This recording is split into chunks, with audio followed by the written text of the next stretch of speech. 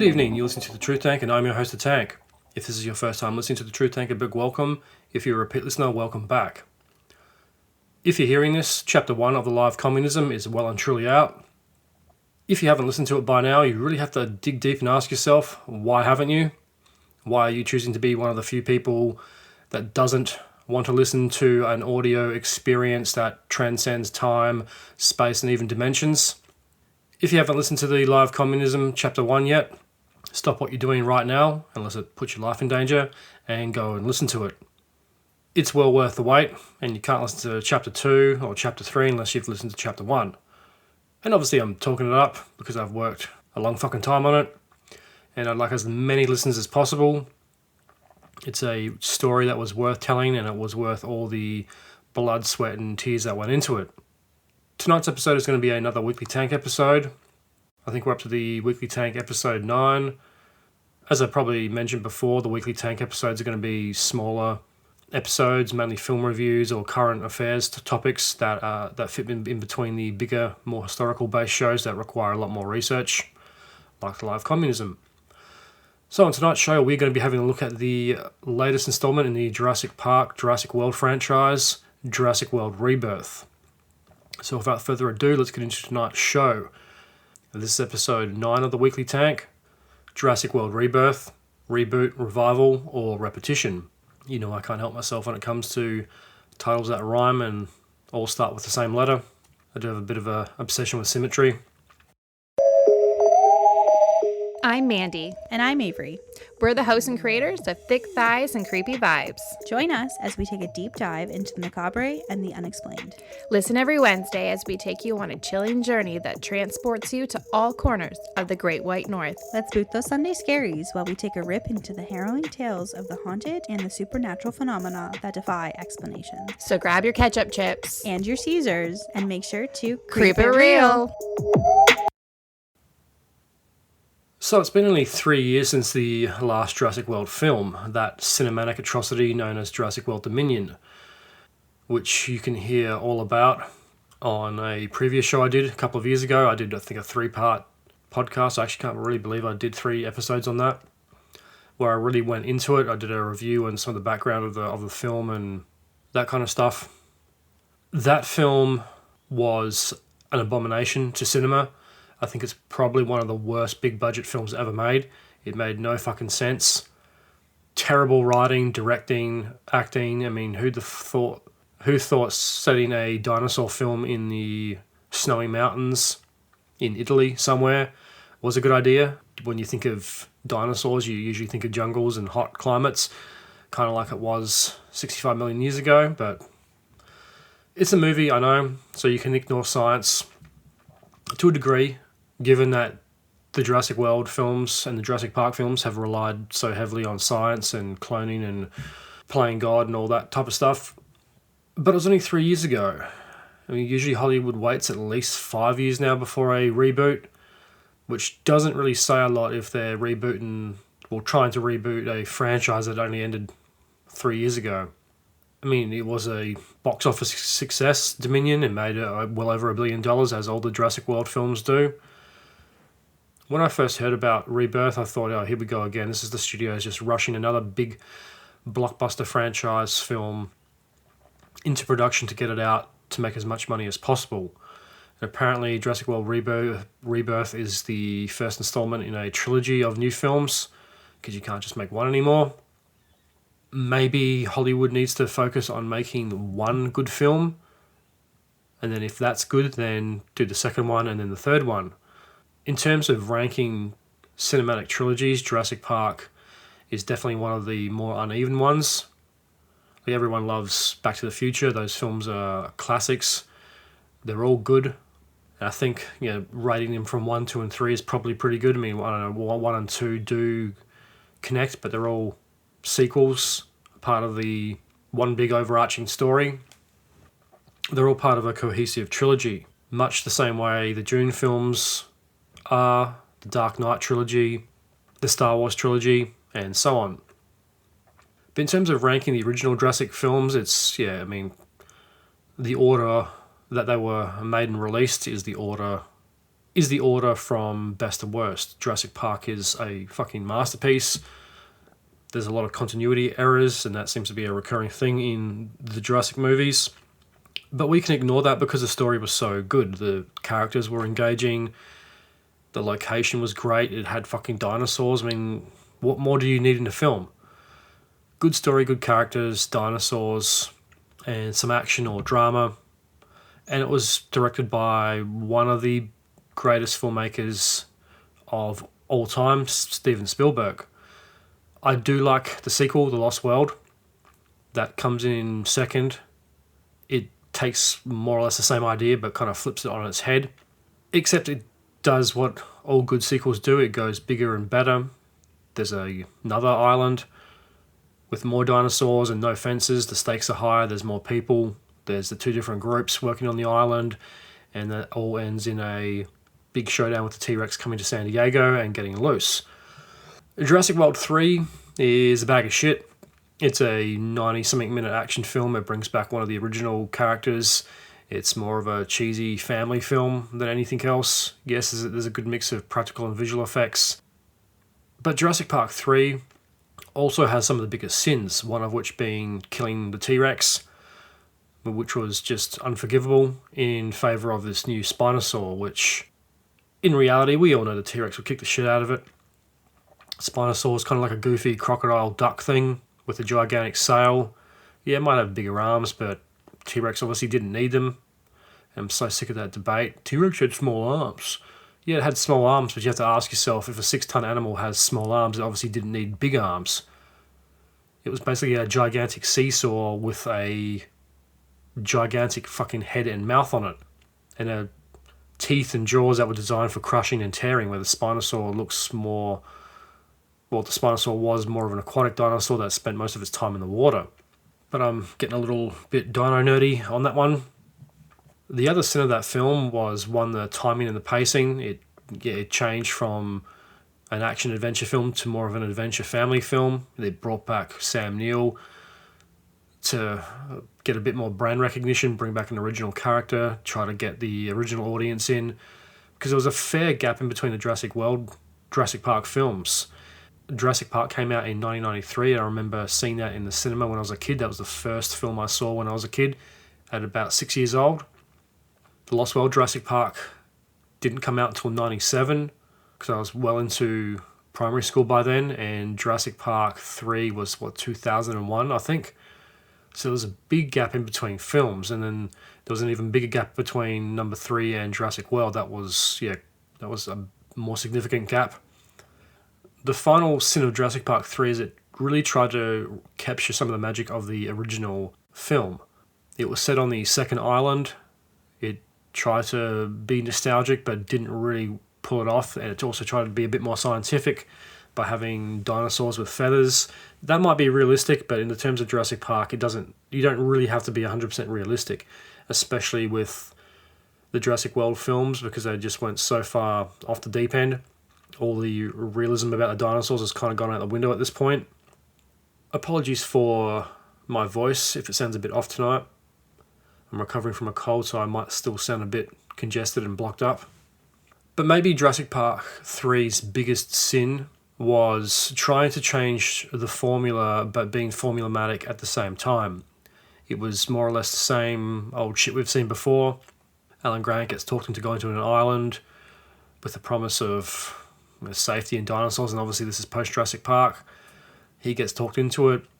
Things aren't what they seem, and there's this stupid family that is really unlikable, trying to find their son that went missing in a boating accident or something. Like, why the fuck was he going windsurfing near the second island anyway? Because there was supposed to be a restricted zone. No one really went near those islands because you could get eaten by a dinosaur.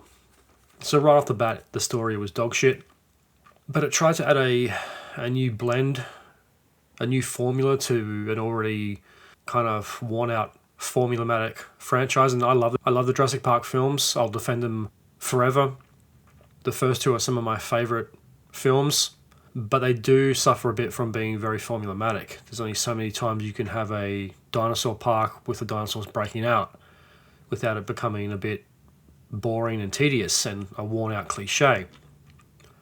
Jurassic Park 3 tries to add to the formula, but relies too much on the old formula and nostalgia to try to sell the film. There's the raptors, there's the same kind of dinosaurs, the same protagonists, the same antagonists. You have a family instead of scientists this time.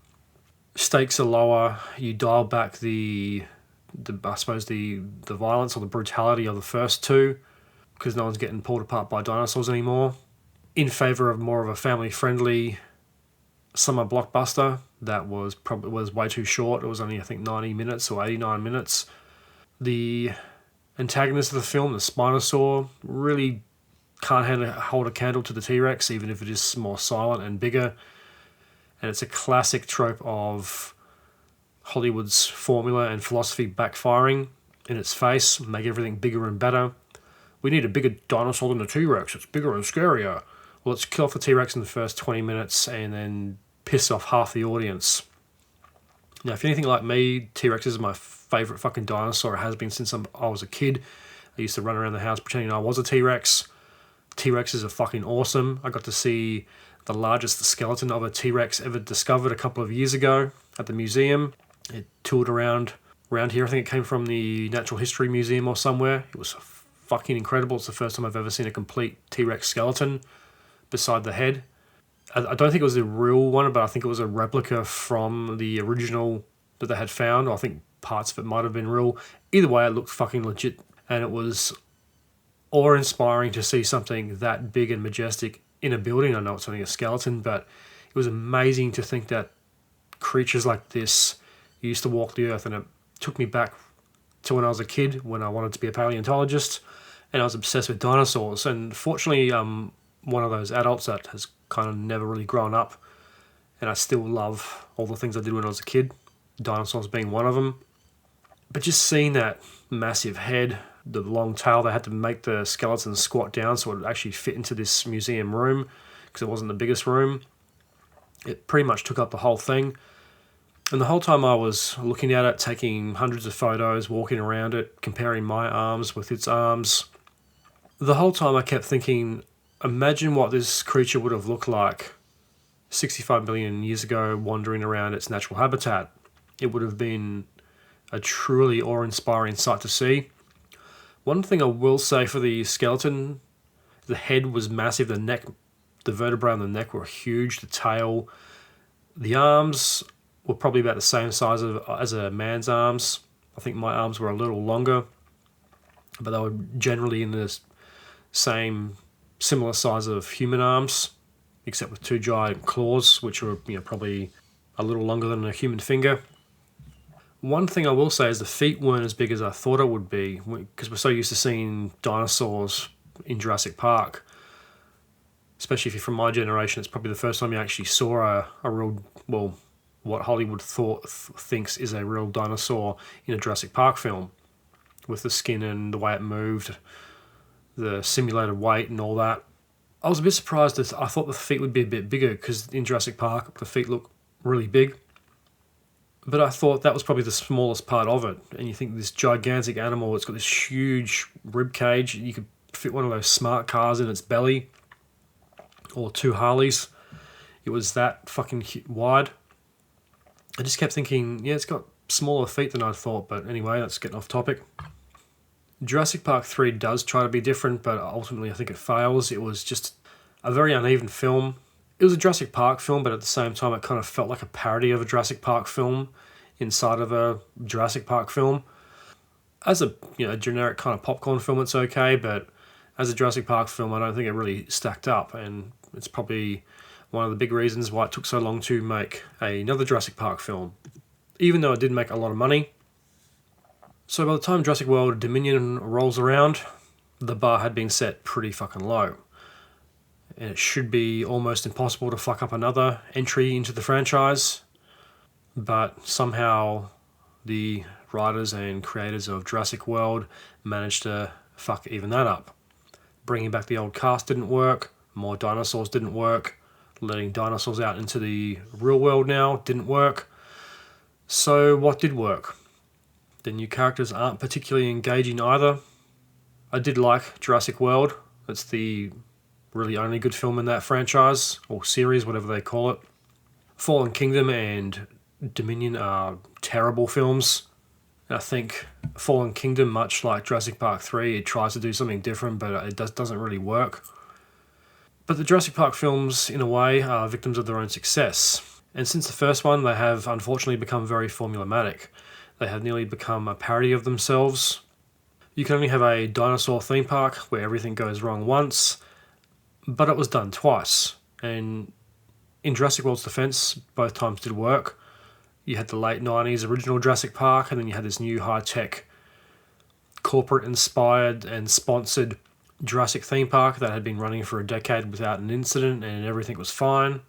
Both films worked. They were entirely different generations, and I think the span of time, I think that was over the 20-year mark since the original film. That's a long enough span of time for technology and things to have changed and to reintroduce a new generation into the Jurassic Park franchise. Jurassic World worked on a whole. It wasn't a perfect film. I wouldn't call it a great film, but it's definitely rewatchable. I've seen it a couple of times and I've always enjoyed it. It has the similar kind of formula as Jurassic Park, except everything is bigger and more high-tech this time. You don't have Dennis Nedry and Samuel L. Jackson working in the computer center. You have like 50 people this time around. There's more of a focus on animal-human relationships and behavior, which I think works. People get in cages with lions and tigers and bears, so why not raptors? That was a cool direction to take the story in. It did work. It might have been a little corny. I did think Chris Pratt pulled it off. He did a good job as an animal handler. And that's one of the few things Jurassic World Dominion did do well, was explaining the backstory with him and Blue and how he had raised her since she was a baby. That was really cool. He's got the look of an animal behavioralist. You could picture him working with lions in Africa or somewhere with a leather vest and the rifle, the wristbands, so he doesn't get his wrists slashed open. Bryce Dallas Howard was good as the corporate operator of the park. And I did like how when everything goes to shit, it isn't just a carbon copy of Jurassic Park.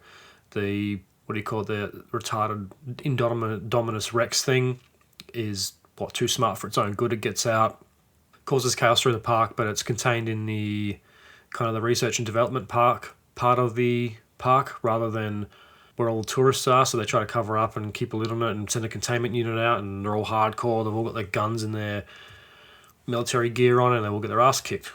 And I think one of the coolest things about Jurassic World was those 6-wheel Jurassic World Mercedes G-Wagons. Fuck, I want one of those things. That was really cool, having the Mercedes back in Jurassic Park. I love the Mercedes 4-wheel drive from The Lost World. It's one of my favourite cars, and it was one of my first car crushes. I've always loved the Mercedes 4-wheel drive since then. And one day I would have loved to own one. I have actually thought about buying an old Mercedes ML and painting it camouflage like the ones from The Lost World Jurassic Park. They're only a couple of grand now, I think, the original. The ones from the late 90s, 2000s, you can get them for about $3.5, $4 grand. Spray paint, what does that cost? $100 for paint. I like how Jurassic World did its own thing. Yes, it stuck to the formula, but there's enough originality in that film to give it its own identity and make things work. It also chooses a different colour scheme for the posters. They don't use the red, black and yellow like the original Jurassic Park films. They use the silver and blue, which I thought was a cool colour scheme for a kind of a new franchise set in a completely different generation. It was supposed to be all shiny and glamorous. Going outside of the formula, if the filmmakers really wanted to be experimental, and obviously Universal probably wouldn't have let anybody do this, they could have actually built the film into something far more intense and even have a bit more horror to it. Say the dinosaur gets out, but the park isn't shut, and the whole film, everything goes to plan. Dinosaurs don't get out, and there's this whole kind of cat and mouse game behind the scenes where they're trying to get this dinosaur back before the public realizes the danger. You could also have like a corporate espionage angle where there's a spy that gets a job at Jurassic World and he's trying to cause chaos to crash the stock price or close the park so they can buy all the dinosaurs for their own research or nefarious means. There's so many original ideas you could put into a Jurassic Park film, but they always stick to the core ideas that have already been done. And this intro is going to be very fucking long. I've got a lot of things to say about Rebirth, the Jurassic World films, and the series as a whole. There's so many new angles they could have gone down, but they always choose the same worn out cliches in the Jurassic Park films. And unlike, Star Wars, you don't have an infinite universe of characters and locations and aliens and storylines you can pick from. But it's becoming very stale, some of the ideas, and it's becoming a little like Marvel, where every time there's a new superhero origin story, movie, it's pretty much the same fucking thing. It's a carbon copy of a carbon copy. How many times have we seen an origin story of a Marvel or DC superhero? There's only so many times you can kind of do the same story. Unless you're Christopher Nolan or someone really inventive and you can put your own spin on it. I mean, you can make a fucking Batman movie every year and people will come back and see it, and it'd probably be good. And that's what was so good about the last Batman film, and this is getting off topic. But it didn't do the whole boring origin story with the parents. We kind of already know that. This was the second year of Batman being Batman. We didn't have to go through another whole origin story. Nolan goes through the origin story, but does it in a very more realistic way, and it had been so long since Batman films, that's acceptable. I think it had been probably well over 10 years since a Batman film. Now, Zack Snyder probably could have dropped the opening montage of Batman versus Superman. I mean, obviously, just go make another Batman film to fit into your DC world, rather than do like the first 20 minutes of Batman versus Superman, a Batman story, then switch to Superman. That didn't fucking work. Not for me anyway. We already know the fucking story. It was unnecessary to do it again. You could have just had Batman. The audience is smart enough to figure out what has happened. And we all know the story about his parents, so there was no real need to go down that path again. Now let's go back to Jurassic Park for a second. Probably the biggest genius of the first film was not seeing the dinosaurs during the tour. And that's obviously a classic Spielberg trait, which came from Jaws. You were supposed to see more of the shark, but the shark didn't work. Too many mechanical problems, and it limited the time you saw this shark on screen, which ends up making a much more scarier and intense film. And that was what was so cool about the tour in the first Jurassic Park film. You go past empty enclosure after empty enclosure, you come to the T-Rex paddock, the Dilophosaurus paddock, and nothing's there, which further builds the anticipation of what we're going to see at some point during the film. And you get that nice break with the Triceratops. You get to see a dinosaur, and it was obviously sick. But that was really cool, because that's probably after the intro with the Brachiosauruses and the dinosaurs in the field was probably the first time you actually get to see and the baby raptor was the first time you saw a big adult dinosaur, and it was all practical effects. It looked real, it looked cool. The detailing on the horns and the skin was great. And then there's a bit more. The storm hits, and it drags the tension out even longer until the T-Rex breaks out of its cage, and then the cat's out of the bag. And until that point, that was the first time you really saw any type of dinosaur action. You got a small glimpse of dinosaurs, like the opening scene in the box, which terrified me as a kid. You saw the eye and the outline of the dinosaur, but not much more than that. But this is the first big action set piece involving the T-Rex and the cars. The other genius part of Jurassic Park is the dinosaurs are the characters. They're not just glorified props in the action scenes like the other films, specifically Jurassic World. I think even Jurassic Park 3 does that well with the Spinosaur. It's basically the bad guy hunting them the entire film. Jurassic World, the raptors in blue especially, is a character that makes its way through all three films, but it just wasn't done that effectively, especially the third one where she pretty much drops out of the story for most of it. I think the second one, they pick up that relationship pretty well. But the T-Rex you only see once or twice. The T-Rex just makes an appearance in all the following Jurassic World films, as do some of the other dinosaurs. And they usually only appear when there is a need for an action scene. The real bad guys and the antagonists of Jurassic Park are the raptors. When those three get out and there's the two left, they just keep turning up. It's classic Spielberg, and only he could have done that film. When they're in the kitchen, that scared the shit out of me when I was a kid. I was okay for the entire film, and that was probably the only part of the film I had to cover my eyes, and I started to get really, really scared.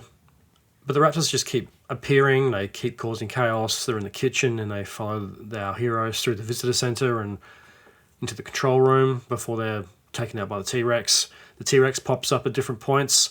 It's like a background character, and that was what was so good about it. They don't overuse it. It pops up in these really surprising moments, like the Gallimimus chase through the field. That was fucking cool. That was a scary scene, and it pops up again for one triumphant return in the finale. The dinosaurs weren't overused. You didn't see too much. You didn't see not enough. It was all in balance. Now we get to Jurassic World. The characters weren't iconic. Bryce Dallas Howard and Chris Pratt are kind of forgettable characters. Yeah, they're kind of cool, but they're not iconic like Dr. Ian Malcolm, Dr. Ellie Sattler, or Dr. Alan Grant. I think Vince Vaughn is a more iconic character than Bryce Dallas Howard's character in the Jurassic World films. Same with Sarah, Julianne Moore's character.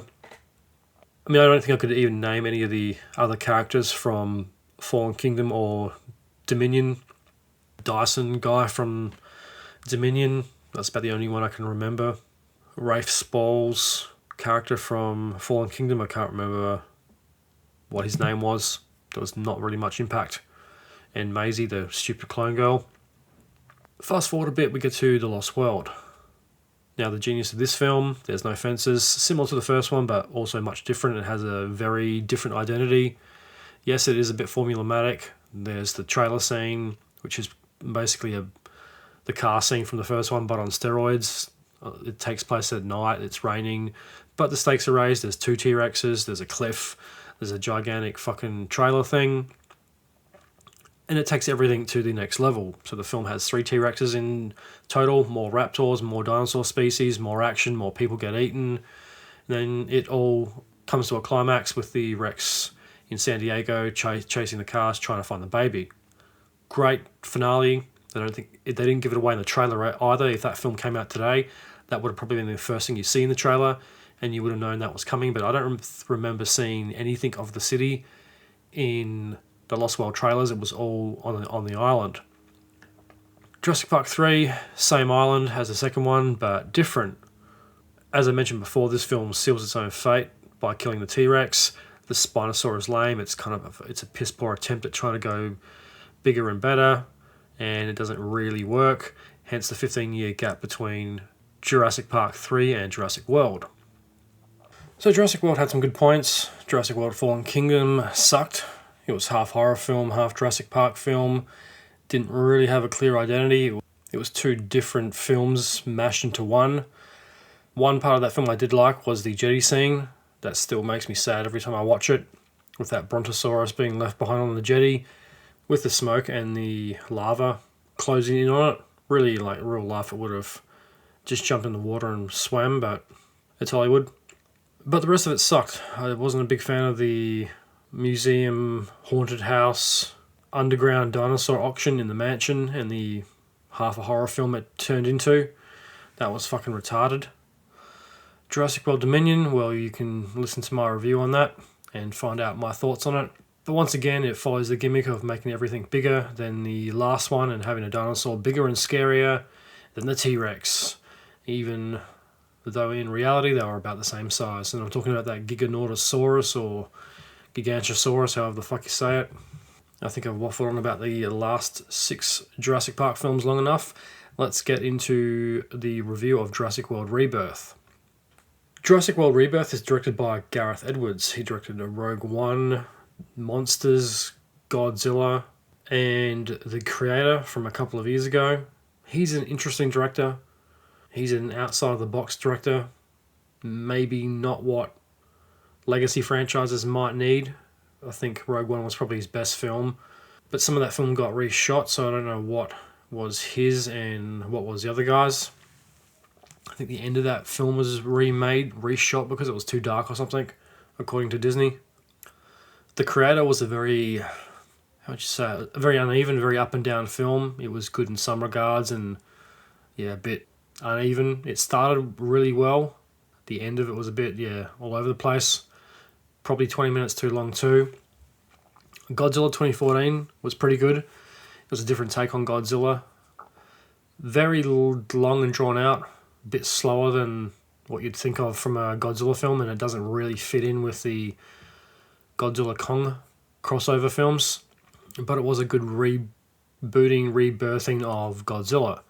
So, reboots and sequels are kind of his thing. He's made a couple of them at this point. Was he the right fit for a Jurassic Park film? When I first heard that he was making it, I thought, okay, that's a decent fit. Monsters are kind of his thing. He has an interesting way he makes monster films. He uses a lot of shadows and smoke to hide the size of a monster, and he does it in a silent kind of way. In Godzilla, there's not a lot of shots of Godzilla stomping around and the ground shaking and cars and alarms going off like the 97 Godzilla. He definitely tries to hide it, and Godzilla you don't really see until about an hour into the film. The film stars Scarlett Johansson as Zora Bennett, Jonathan Bailey as Dr. Henry Loomis, Mahershala Ali as Duncan Kincaid, Rupert Friend as Martin Curbs, and Manuel Garcia Ruffalo, and a bunch of kids. With a very limited performance by Ed Skrein, or Skrein, however you say his name, and a few others. Rebirth is set 5 years after the events of Jurassic World Dominion. There's not much more mentioned about the previous trilogy besides that dinosaurs are getting sick and dying off around the world because the human climate is not compatible, besides a few selected areas around the equator. As much as I've been ragging on the previous Jurassic World films, I would have liked a little bit more connection back to that trilogy, because it definitely seems like they've just kind of forgotten pretty much everything that's happened in those films and just taken one little thing like dinosaurs are in the world and the novelty's kind of wearing off and gone in this whole other direction that is more similar to the older Jurassic Park films where the dinosaurs are on an island. So it seems like they're ditching one trilogy in favour of the original. I don't like it when films do this, especially these franchise sequels where you have you have 6 films in the franchise at the moment, with another 2 more coming and probably more after that, and a bunch of animated fucking TV shows. So you need to honour the things that have come before you, unless it's going to be a complete reboot and a complete fresh slate, which is not what this film was doing. This is a sequel. Yeah, I get why you'd ignore the last couple of movies, but yeah, I think a bit more connection was needed. And fair enough, Jurassic World probably went a bit too far, having dinosaurs all over the world in those stupid dinosaur market scenes in Dominion and the auction scene from Fallen Kingdom. They were just dumb. Jurassic Park definitely works better when it's an island full of dinosaurs. It's a bit more mysterious. One of my biggest criticisms of the last film was dinosaurs in snow-capped mountains. It was fucking stupid. Anyone who knows anything about dinosaurs and the climate of 65 million years ago, it was much hotter than it was today. Dinosaurs loved a hotter environment. So, North America, Europe probably aren't going to be the ideal locations for dinosaurs, which was so fucking stupid from the last film. It's also one of the huge reasons why the first movie made so much sense. A tropical island with dinosaurs. It's a no-brainer, really. It's a cool location. Dinosaurs and jungles. First time a big dinosaur film was being made since probably the black and white days. Or probably since whatever the last King Kong remake was. And Ellie's speech from the first film. The lunch scene where she talks about the plants and the ecosystem. There's little themes of that running through Rebirth. And just before I get too far ahead of myself, a warning, this review will contain spoilers, so if you haven't seen the film or are planning to, stop listening now. If you're listening past this point, you've been warned. The film kicks off with this opening lab scene on this mysterious new island that wasn't mentioned in any of the other films.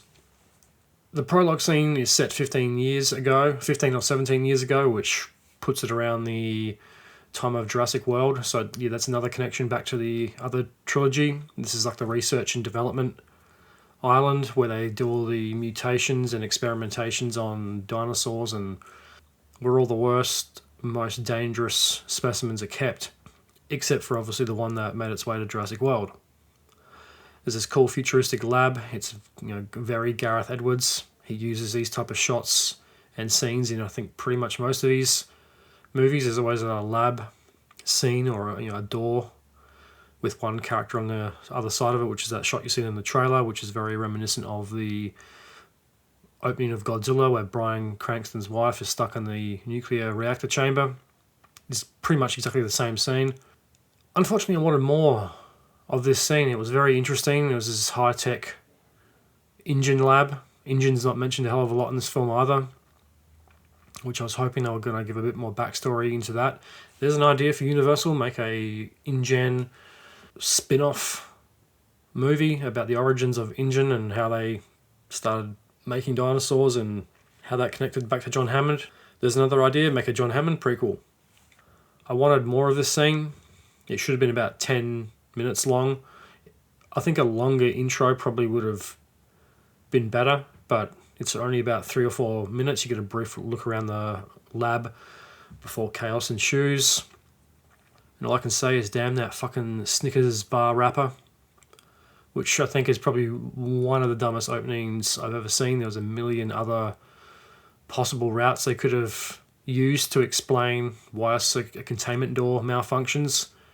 A Snickers bar gets sucked into this outlet port and it short circuits, which is complete horseshit.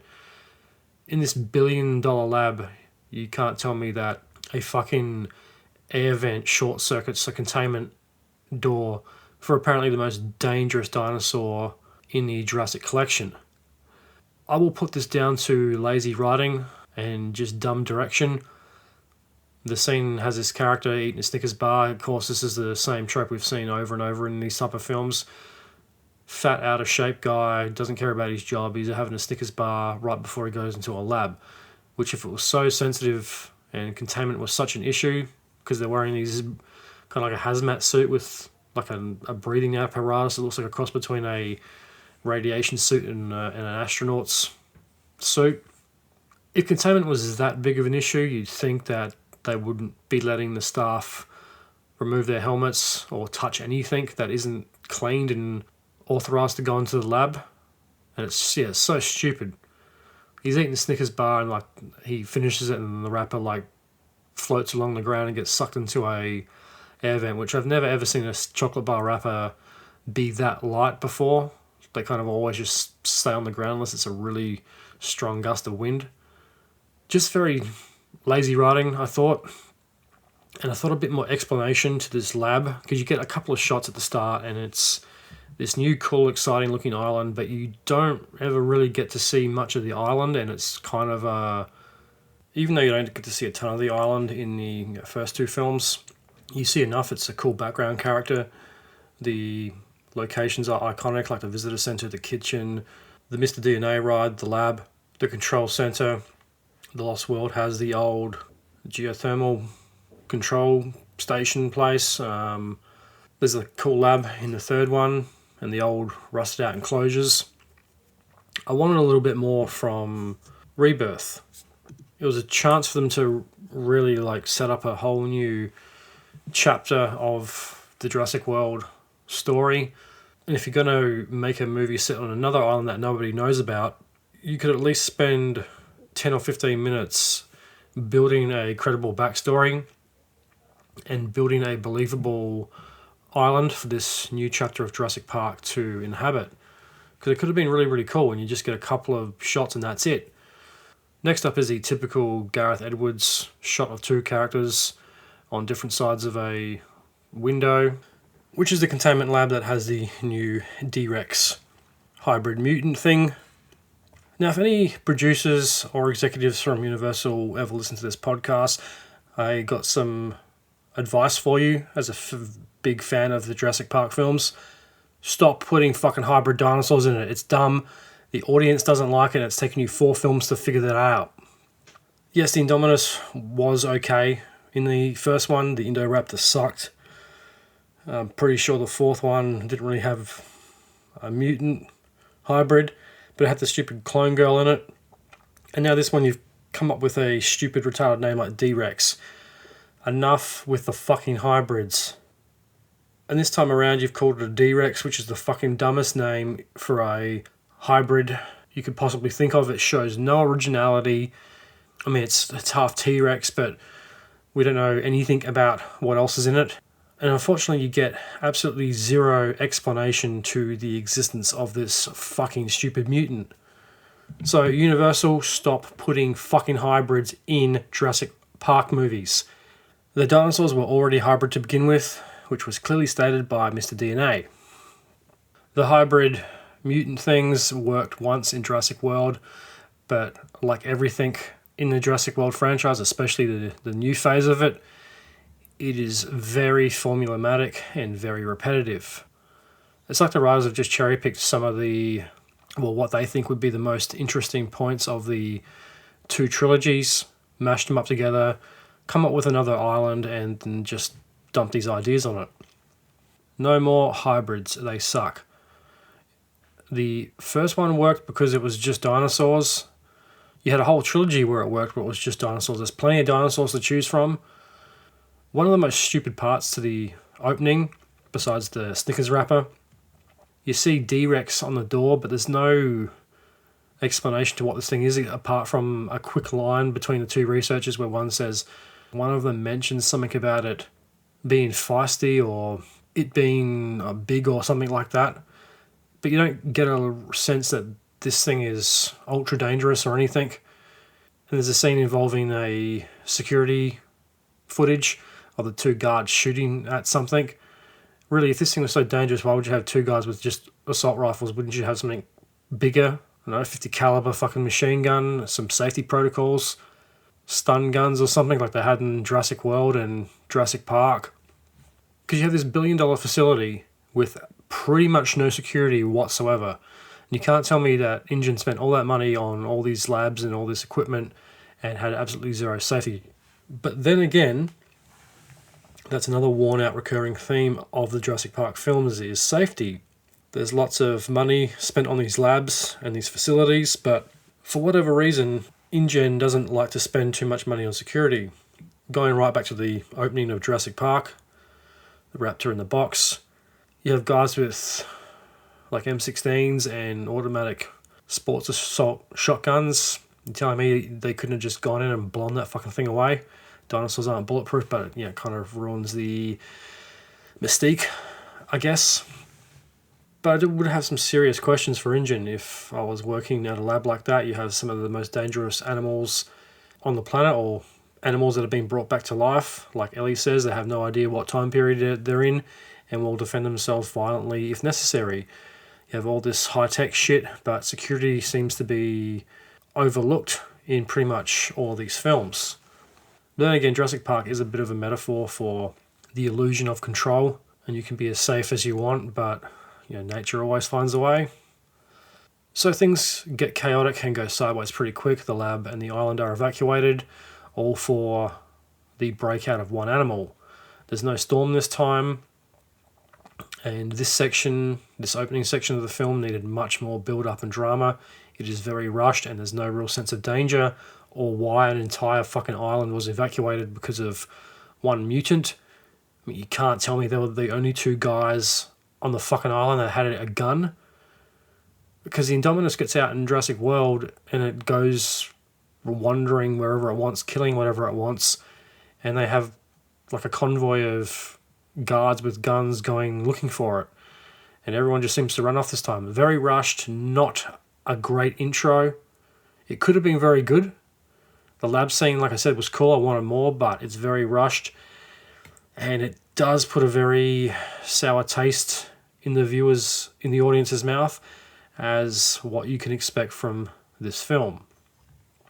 So next up, we have the intros to two of the film's main characters, Martin and Zora. Zora is a mercenary, and Martin is a corporate yes man for a big pharma company. And unfortunately, these are two more worn out tropes in this film. And can Hollywood fuck off with the mercs and the pharma? It's got kind of very obvious messaging. I reckon every action film and adventure film made probably in the last 5 years has some type of mercenary or some type of black ops covert operation or something in it.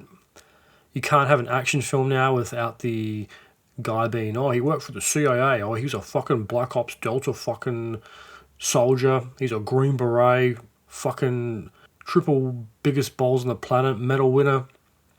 Fuck off.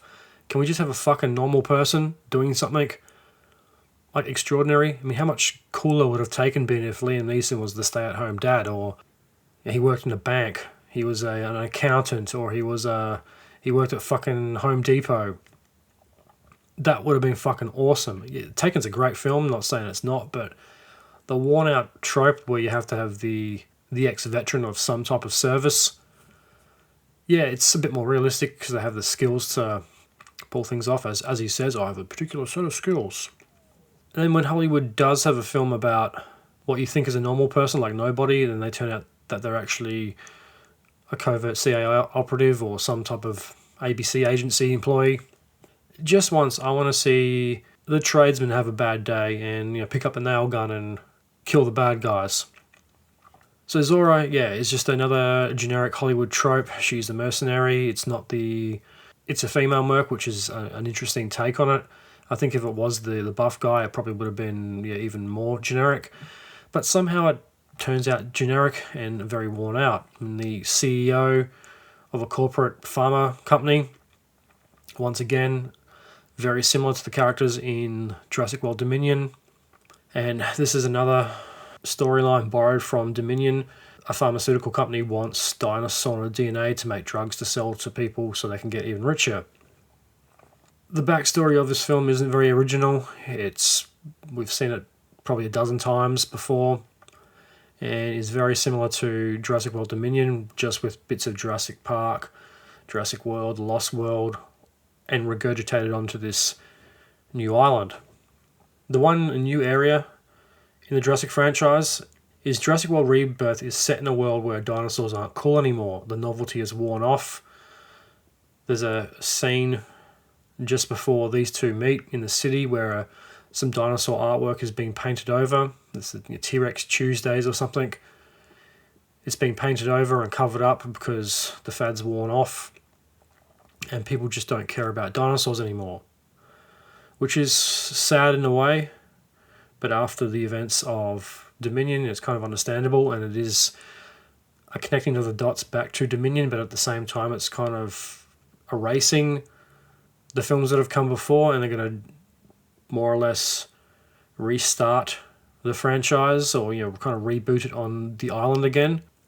What I got out of that scene is they're definitely trying to cover up the Jurassic World trilogy, especially Dominion, and they're trying to kind of reboot the franchise more aligned with Jurassic Park than Jurassic World, Fallen Kingdom, and Dominion. They're obviously just trying to bring dinosaurs back to the island because dinosaurs all over the world didn't work. Also of interest, Black Rock or Blackwater, that Merc company, is mentioned. That's one of Zora's previous employers, which I thought was interesting. So the meeting between these two takes place in a car while a Brontosaurus draws its final breath beneath the Brooklyn Bridge, blocking the traffic. And that's kind of what dinosaurs have been reduced to, an inconvenience for humans commuting to work. I like this scene. It was sad in a way, but it was like one era or one chapter is closing and another one's beginning. The main plot of the film revolves around Martin needing Zora to lead a team to the quote-unquote the most dangerous island in the world, InGen's third research and development island, to collect DNA from the biggest species of dinosaurs on the island, so he can take it back to his corporate pharma overlords and they can develop a new heart disease medication. Interesting, I did buy into that story. Like I just mentioned, The medical dinosaur storyline was mentioned in Dominion, and this is taking it to the next level. It makes sense in a way. You don't have to think too much about it. It does make sense to the audience. I brought it. I thought, yeah, why not? That makes sense. The dinosaurs are big, and as he mentions in the film, they've got large hearts. They've got bigger cardio capacity or something, and the scene drags on a little bit, however, and it's an already pretty long film. Besides Dominion, I think it's the longest Jurassic World film. I think it's about 155 minutes or so, or 2 hours and 16 minutes. And unfortunately, the overly long intro does set another trend for this film. Everything seems to be a little too long and bloated. I think a majority of the films I've seen this year have been like 130 plus minutes. Mission Impossible, The Final Reckoning was nearly 3 hours. F1, 150 something minutes. Doesn't feel like it, but it is still pretty lengthy. It does seem to be a trend with Hollywood at the moment, making overly long, bloated films that really don't need it. And I think if the directing and the editing was better, especially modern day editors and directors, the films would be much better for it. Especially the editing. No one really seems to know how to edit anymore, which is a shame, because being a really good artistic editor was an art form in itself. It was probably the most vital part of the filmmaking process. I can't wait to see the running time for Avatar 3. From what I've heard so far, it's I think 3 hours and 10 minutes or 3 hours and 15 minutes or something, which, as much as I love Avatar, the second one did not need to be over 3 hours long. They could have cut a lot out of that. Killers of the Flower Moon, I mean, really 3 hours and 26 fucking minutes. That could have been done in 2 hours and 40 minutes, 2 hours and 45 minutes. It would have been a much more impactful film. It's a good movie, but it could have been a lot tighter. Remember back to the 80s films where everything was like 2 hours? All the action sci-fi movies were like 2 hours or 2 hours and 2 minutes. Empire Strikes Back is probably the perfect example of a perfectly edited film. Opening action scene, build the story, another action scenes scattered out throughout the film, more drama, more romance, the big climax of the film, leave you wanting more, and it all comes in at under 2 hours and 5 minutes. Back to the film.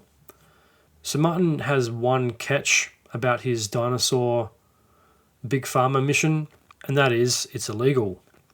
The island is a no-go zone for anybody, and it's under government restriction. It's one of the few places that dinosaurs are left to just live without any human interaction. The government just wants to cover it up and leave it, and it can manage itself. Because we're down to 2 islands now. The first island was blown up in Fallen Kingdom. Which the volcano was kind of stupid, but in the book a volcano is mentioned. And the reason they had to come up with a Site B in the Lost World novel is because the island gets blown up by the Costa Rican Air Force in the Jurassic Park book. The dinosaur islands are running out, hence why the writers of this one have had to come up with a new island. So Zora and Martin start to recruit the team. Dr. Henry Loomis is next on the list.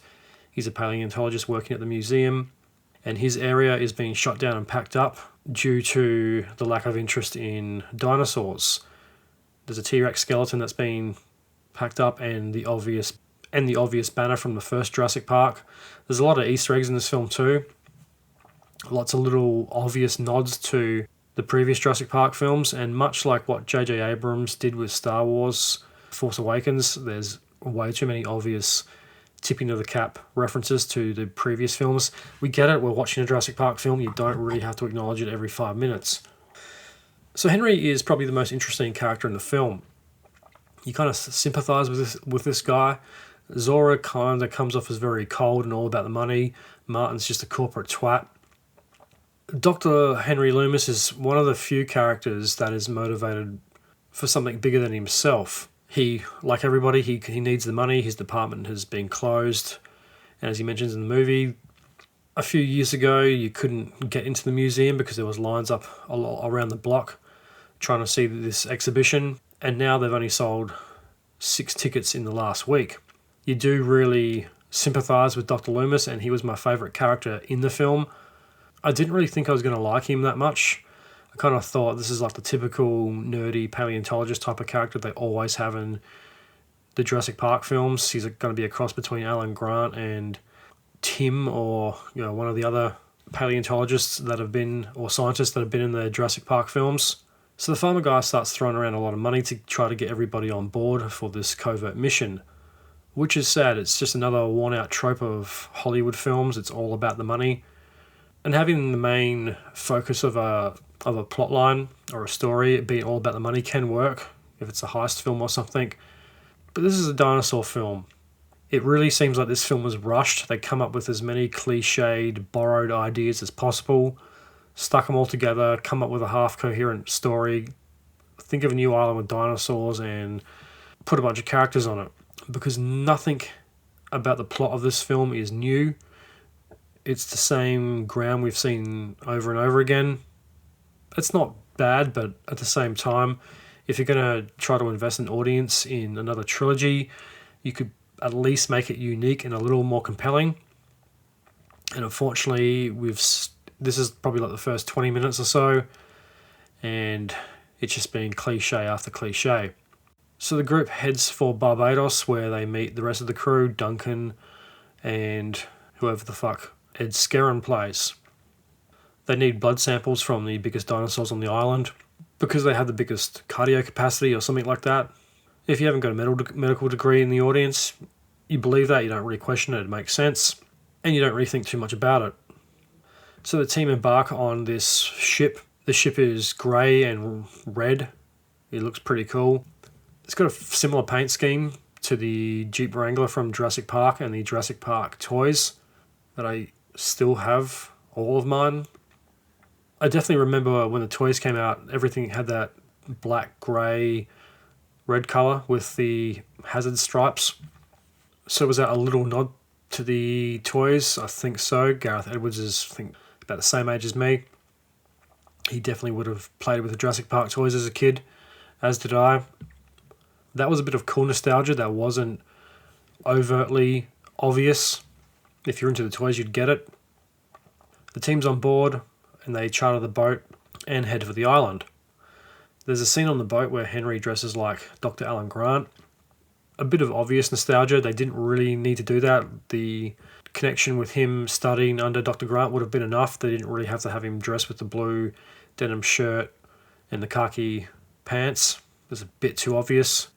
Dr. Loomis isn't like Alan Grant. He isn't that alpha masculine kind of scientist. He's a bit more of a nerd. He's got the glasses. He looks like a cross between Tim from Jurassic Park and that RJ guy from The Lost World.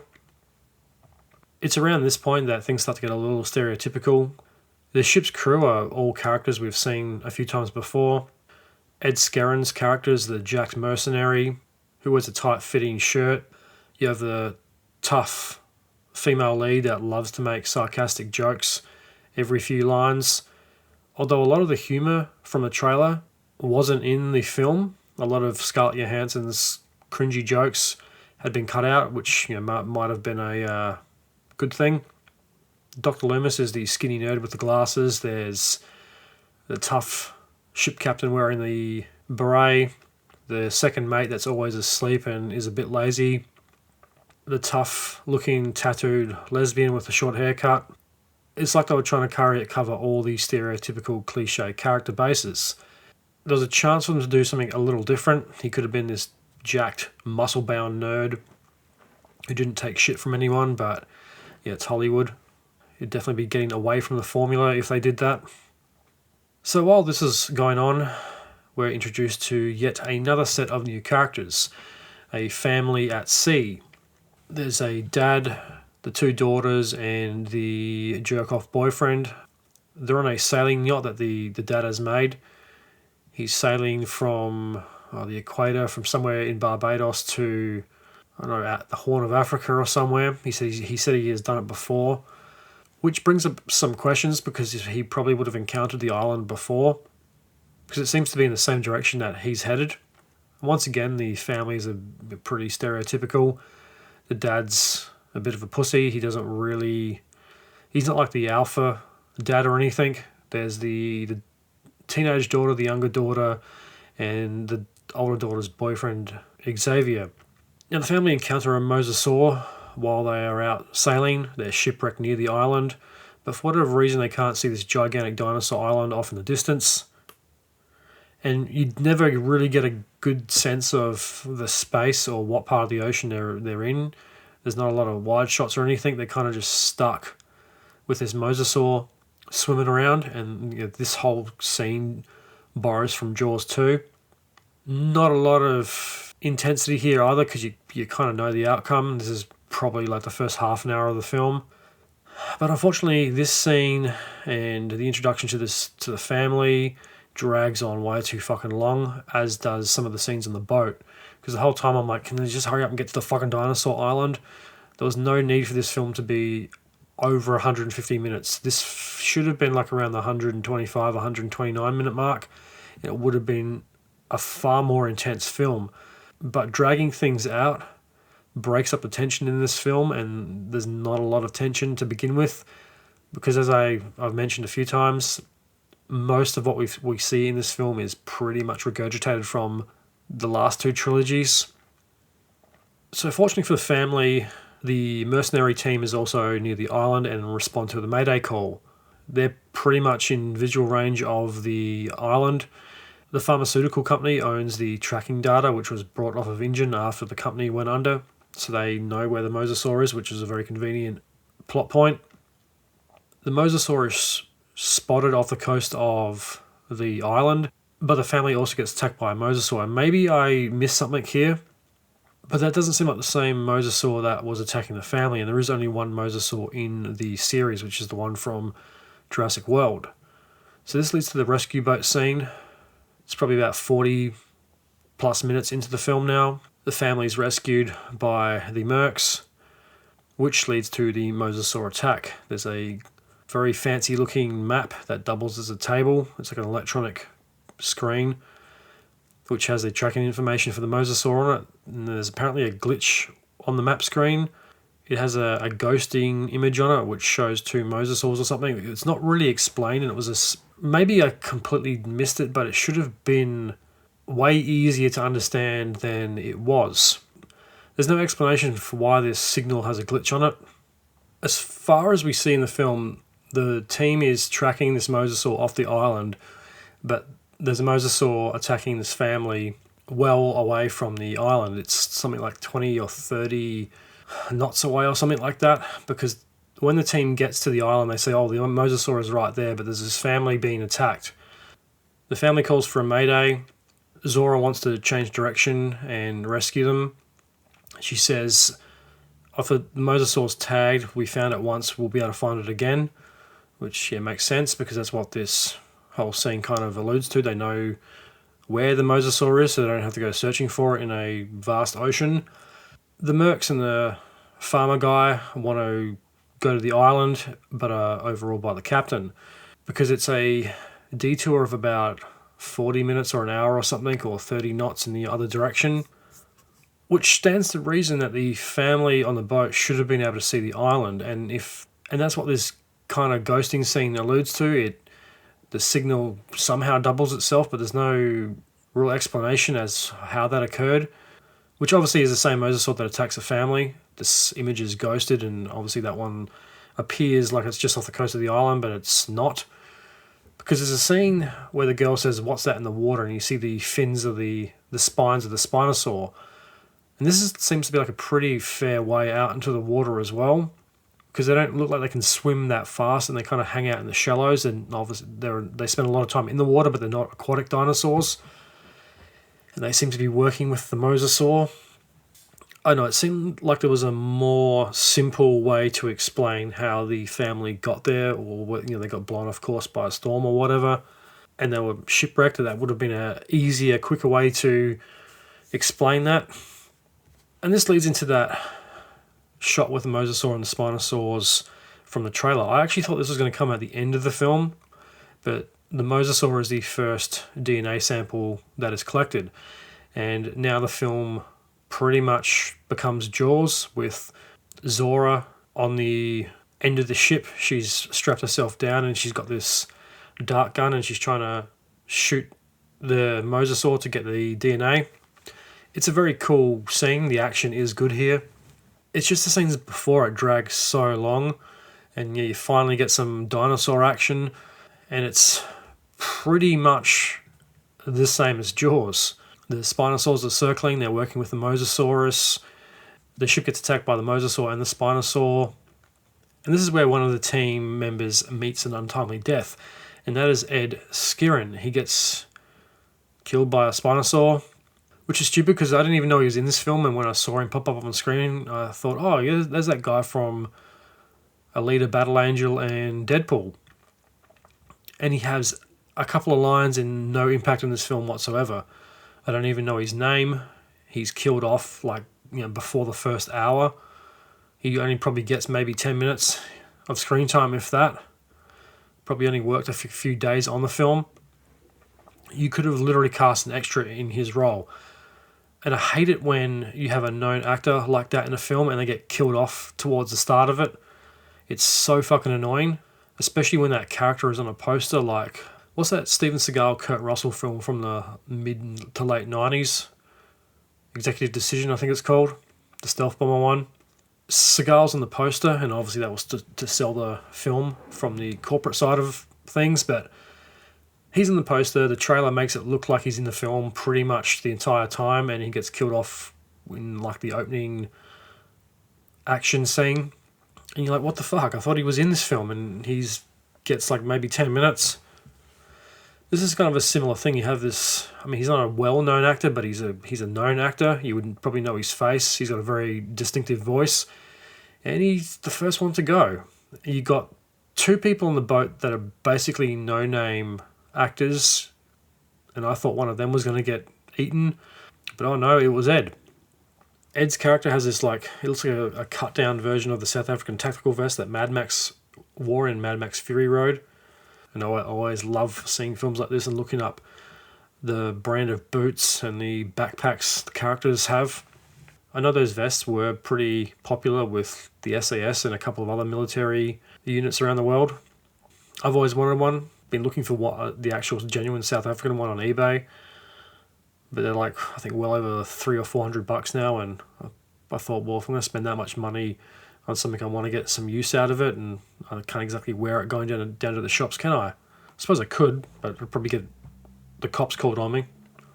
This scene does seem a little out of place. It seems like the kind of sequence that is better suited to a second or final act, and this is relatively the start of the film. It's, probably 45 minutes, 50 minutes into it. Like everything, things go sideways. The family want to call a mayday again. They've survived one boat wreck only to possibly be on another one. The oldest daughter goes to make a mayday. She's followed by the corporate guy, Martin. There's an altercation. She's thrown off the boat, or is she pushed? Because he doesn't want a mayday call going out, because it would obviously mean that someone would come to rescue them and find out that they were trying to get to the island illegally. So the boat takes some heavy damage. The boat crashes in these shallows. All the high-tech stuff, including the radios and the mapping system and everything else, is destroyed, which is another trope of films like this. There's never a good radio, or no one ever thinks to bring a radio in an armoured case. That was one of the MacGuffin subplots of Jurassic Park 3, was that fucking yellow indestructible satellite phone that the Spinosaur eats one of the characters, and it's in its belly, and they have to find that to radio for help. But yet no one thinks to bring a mobile phone or a radio in the age of telecommunication breakthroughs. Yeah, and unfortunately that's not the only dumb what the fuck moment, because no one even thinks to bring a gun on this mission, or a weapon of any type, not even a fucking pocket knife or a combat blade, minus Ed, who is now dead. He has this, it's like one of those vector automatic pistol submachine gun things. It fires a dart full of neurotoxin, which instantly pretty much kills dinosaurs. Kind of like the tranq gun from The Lost World, and it's basically a modern equivalent of that, but it's like an automatic dart gun. Yet this highly trained mercenary can't hit a Spinosaur that's 40 feet long right next to him. You can't tell me that if you were going to the most dangerous island in the fucking world, you wouldn't bring a gun or a fucking pocket knife or something. It's a fucking island full of dinosaurs and no one even thinks to bring a fucking flare gun or anything. Very, very stupid, and Martin throws around a lot of money at the start of this film. There's, like everything in Jurassic Park, there's no expenses spared. They have all these high-tech gadgets and toys, but no one brings a reliable phone or any type of weapons, apart from Zora, who's got the DNA sample gun. I mean, fuck, when I went overseas to Mexico, I had a fucking pocket knife with me all the time. Not like I was ever thinking or planning of using it, but you can never, ever tell. And that's another really dumb aspect of this film, is that no one brings a fucking weapon. Jurassic Park 3, they had weapons. They had the 50 caliber sniper rifle, which, obviously that didn't work out for that guy, and all the weapons are lost, which seems to be another recurring factor of the Jurassic Park films. But the first one had the cool shotgun. There's tons of guns like AKs and rifles in the Lost World. There's that cool Winchester repeater style gun that Chris Pratt has in Jurassic World, but no one thinks to bring a gun this time around. The dinosaurs aren't bulletproof either. I get you don't want to be shooting dinosaurs on screen, but it would be different from the other films if a couple of dinosaurs did get shot. Blue gets shot, I'm pretty sure, in one of the movies. Yeah, the second one, Jurassic World Fallen Kingdom. So the boat crashes in the shallows.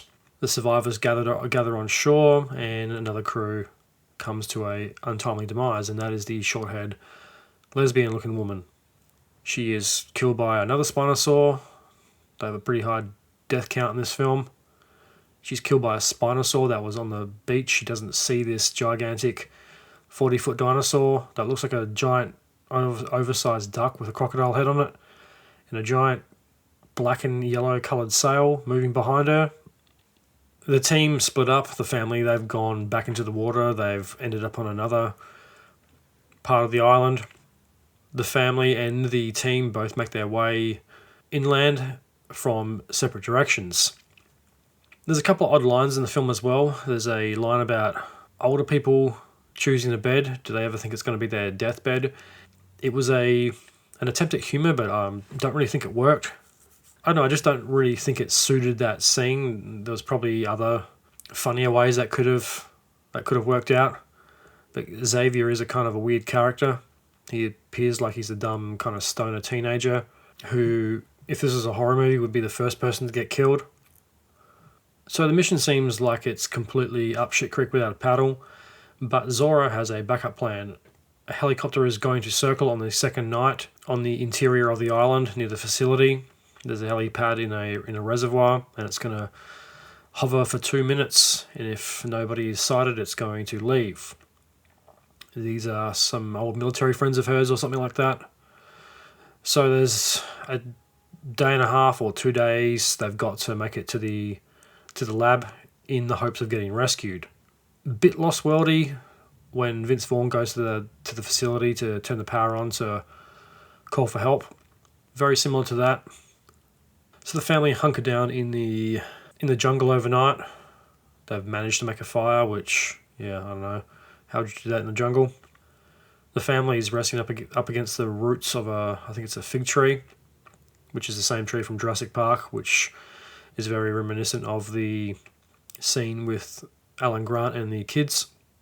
The youngest daughter is a bit traumatized by all the sudden and very violently dramatic encounters with dinosaurs and has stopped talking.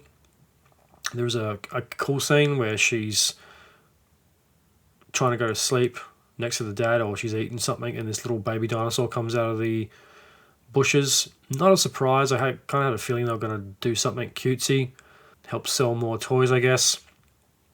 It's a bit of a cliche. It's the baby dinosaur making friends with the youngest child, and it pretty much becomes an emotional support animal. But it's not a dinosaur that is a small dinosaur. It's like a triceratops thing. It's been on Walking with Dinosaurs, one of the movies they made from a couple of years ago. Similar to a triceratops, not as big, doesn't have the big spikes, but it's got a similar kind of shaped head. It might start off as a cute little dinosaur, but will ultimately end up being over a couple of tons when it's fully grown. So Xavier, being the stoner he is, needs to take a piss. He walks a fair way away from the others.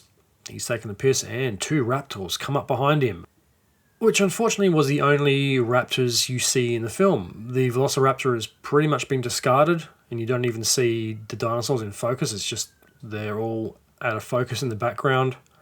I mean, it's creative. Yeah, it is original. You don't really see them in the trailer either, so I guess it's not a surprise that they're not in this film. But that does become an annoying factor with this film. You get a lot of brief encounters with dinosaurs from the original Jurassic Park. They kind of just pop up and then they fuck off. They serve the purpose of the scene and not much more.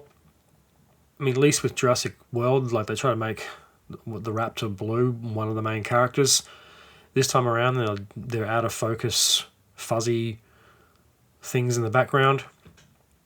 One of the raptors goes to pounce on Xavier, and it's taken out by another hybrid mutant thing that there is no explanation, and as far as I know, I don't think there was even a name shown in the film, apart from a brief glimpse later on in the film on one of the test tube lab cryo chamber looking things. It's like a half raptor, half pterodactyl looking thing. I'm going to call it the raptor chicken. So it's next morning, and Zora and Co are making their way inland.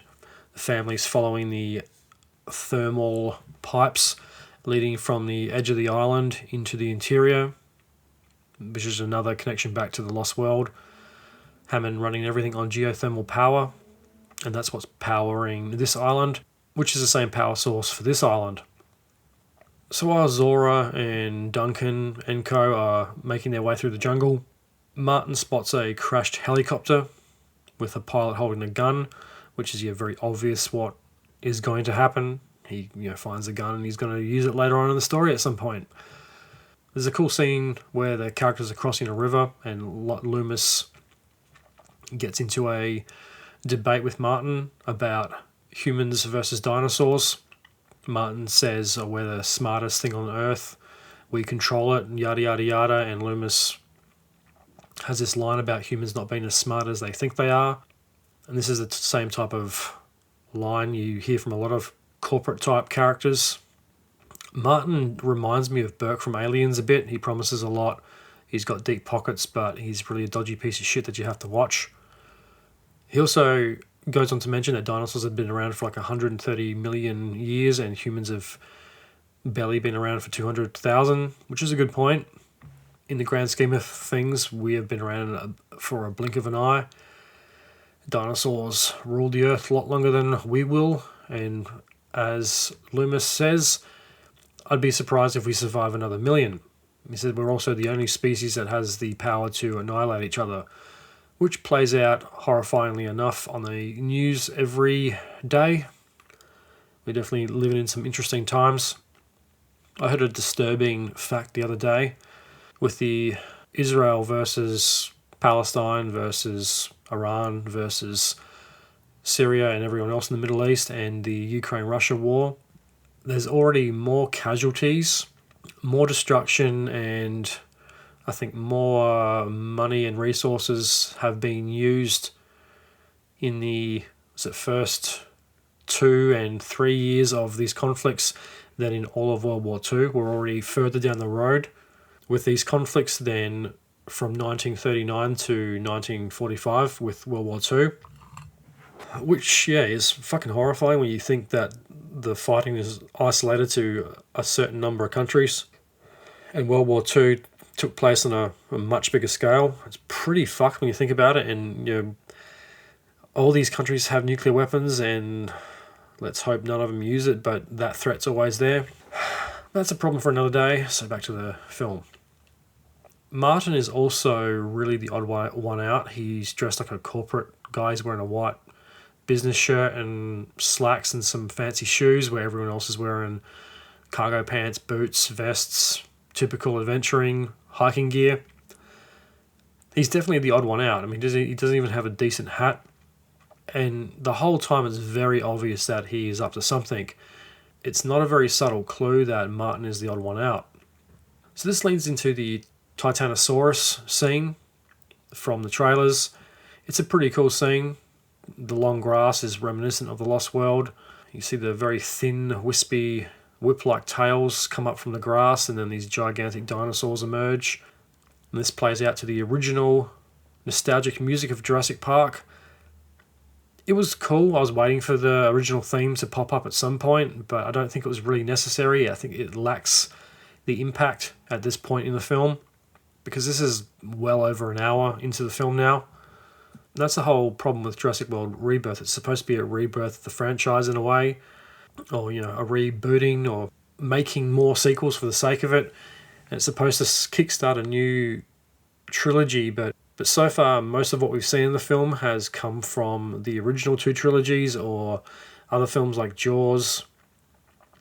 It's so nostalgic that it doesn't it's lacking its own identity at this point. And like I said, this is well over an hour into the film, and they're bringing out the original score for Jurassic Park. It's a little late for that, in my opinion. You should have just done your own thing and have your own music, have your own identity, and stop relying on scenes and themes from the previous films. This film was marketed as its own thing, this grand rebirth of Jurassic Park, and so far it relies so heavily on the other films, it just becomes very cliche and very boring in some parts. We've already seen this before. Nothing new is happening. All this shit has been done in previous films, which kind of does go against what the trailers of this film made it out to be, this rebirth of a franchise. It's like half rebirth nostalgia. They really should have called it Jurassic World Nostalgia. And that's the massive problem with Rebirth, is a lot of the key moments are recycled from the first film, or they're heavily inspired from similar films in the action creature feature genre. And so far the action has been pretty spread out too. And so far the action scenes have been pretty spread out. Like I said, there's quite a drawn out intro to this film, and this mosasaur attack with the family is very drawn out. And it's been quite a while since we've seen or had any type of action. There's been a couple of key scenes with the raptors and the beach scene and a couple of things like that, but nothing too dramatic. And it's at this point in the film where we get several key action sequences right after one another. So the family are following the geothermal pipes to the facility. Once again, another issue with the film is it's unclear how big this island is, because you only ever get glimpses of it. You've seen the beach and the very claustrophobic jungle. I will say the jungle does look really cool, and it doesn't look like they've shot this in Hawaii where they shot the first one. Well, they probably did shoot it in Hawaii, but the locations in this film are pretty cool. I did really like the island. I liked how it looked. It's got a number of different terrains. There's the beach, there's the overgrown jungle, the big grassy field, there's a swamp area, the river. There are some cool locations on it. The only problem is you never really... And the cliffs too. The cliffs is Quetzalcoatlosaurus lives. That was really cool. That was some new territory. But you never really get a sense of how big the island is, because like in the Lost World, they have a map and they have a direction that they're going. This film kind of seems a bit more random. One team has a mission to get the DNA samples, and the family's hoping the geothermal pipes lead them to salvation, which unfortunately makes things a little messy.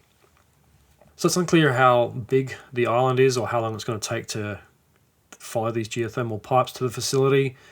Are they going to be able to do it in under 2 days? Because the family doesn't know there's a helicopter coming, I don't think.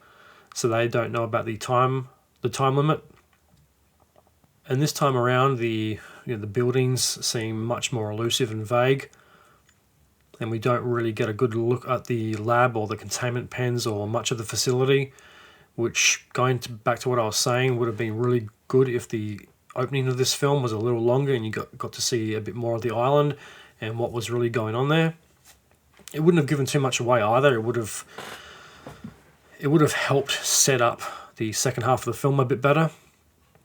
Like I said before I think this film was really rushed in the writing. All this type of shit comes back. It's all the little things they overlooked that add up. If you've listened to me for any length of time, you'll know I'm obsessed with details. It's the little details in the story that would have really started to add up about now.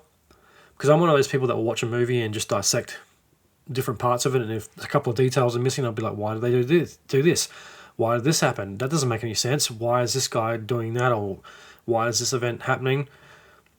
I like to analyze a film quite deeply, and there's so many little details missing, and it's amazing that this stuff doesn't get picked up before the film gets made. Yeah, obviously there's time and restraints and stuff like that, but if I'm seeing this film for the first time and I'm picking up all these details and things that probably should have been in the film, chances are the script supervisor or the script editor or the producer should have as well, or the director. So the team gets the DNA from the Titanosaurus. There's a cool moment with Henry Loomis finally getting to touch a dinosaur. This is a guy that studied dinosaurs his entire life, but he's never seen one in the flesh. I don't think he's got enough money to go to Jurassic World, or he never saw them, even though the world is full of them. And I would think that if you are a paleontologist and dinosaurs are existing in the same world that you are, you'd probably go seek them out. Which is a bit silly, because he could have just gone for a walk from the museum and gone to see the dying Brontosaurus under the bridge. Or maybe he does say something like that. He hasn't seen a live one or something like that, something along those lines. Anyway, moving along. So that's 2 dinosaurs down, 1 to go. So now there's only 1 more dinosaur to get DNA from, and that is the Quetzalcoatlosaurus. The abseiling scene is pretty cool. The Quetzalcoatlosaurus has chosen to make its home in an ancient Aztec or Mayan temple, which befits its name. Which does bring up some questions. Why is there a Mayan or Aztec temple on an island in Barbados? Why would they make a temple hundreds of feet up a cliff face? Either way, it's cool. It is a cool backdrop, seeing dinosaurs in an ancient temple. That's pretty cool. At least I think it is anyway.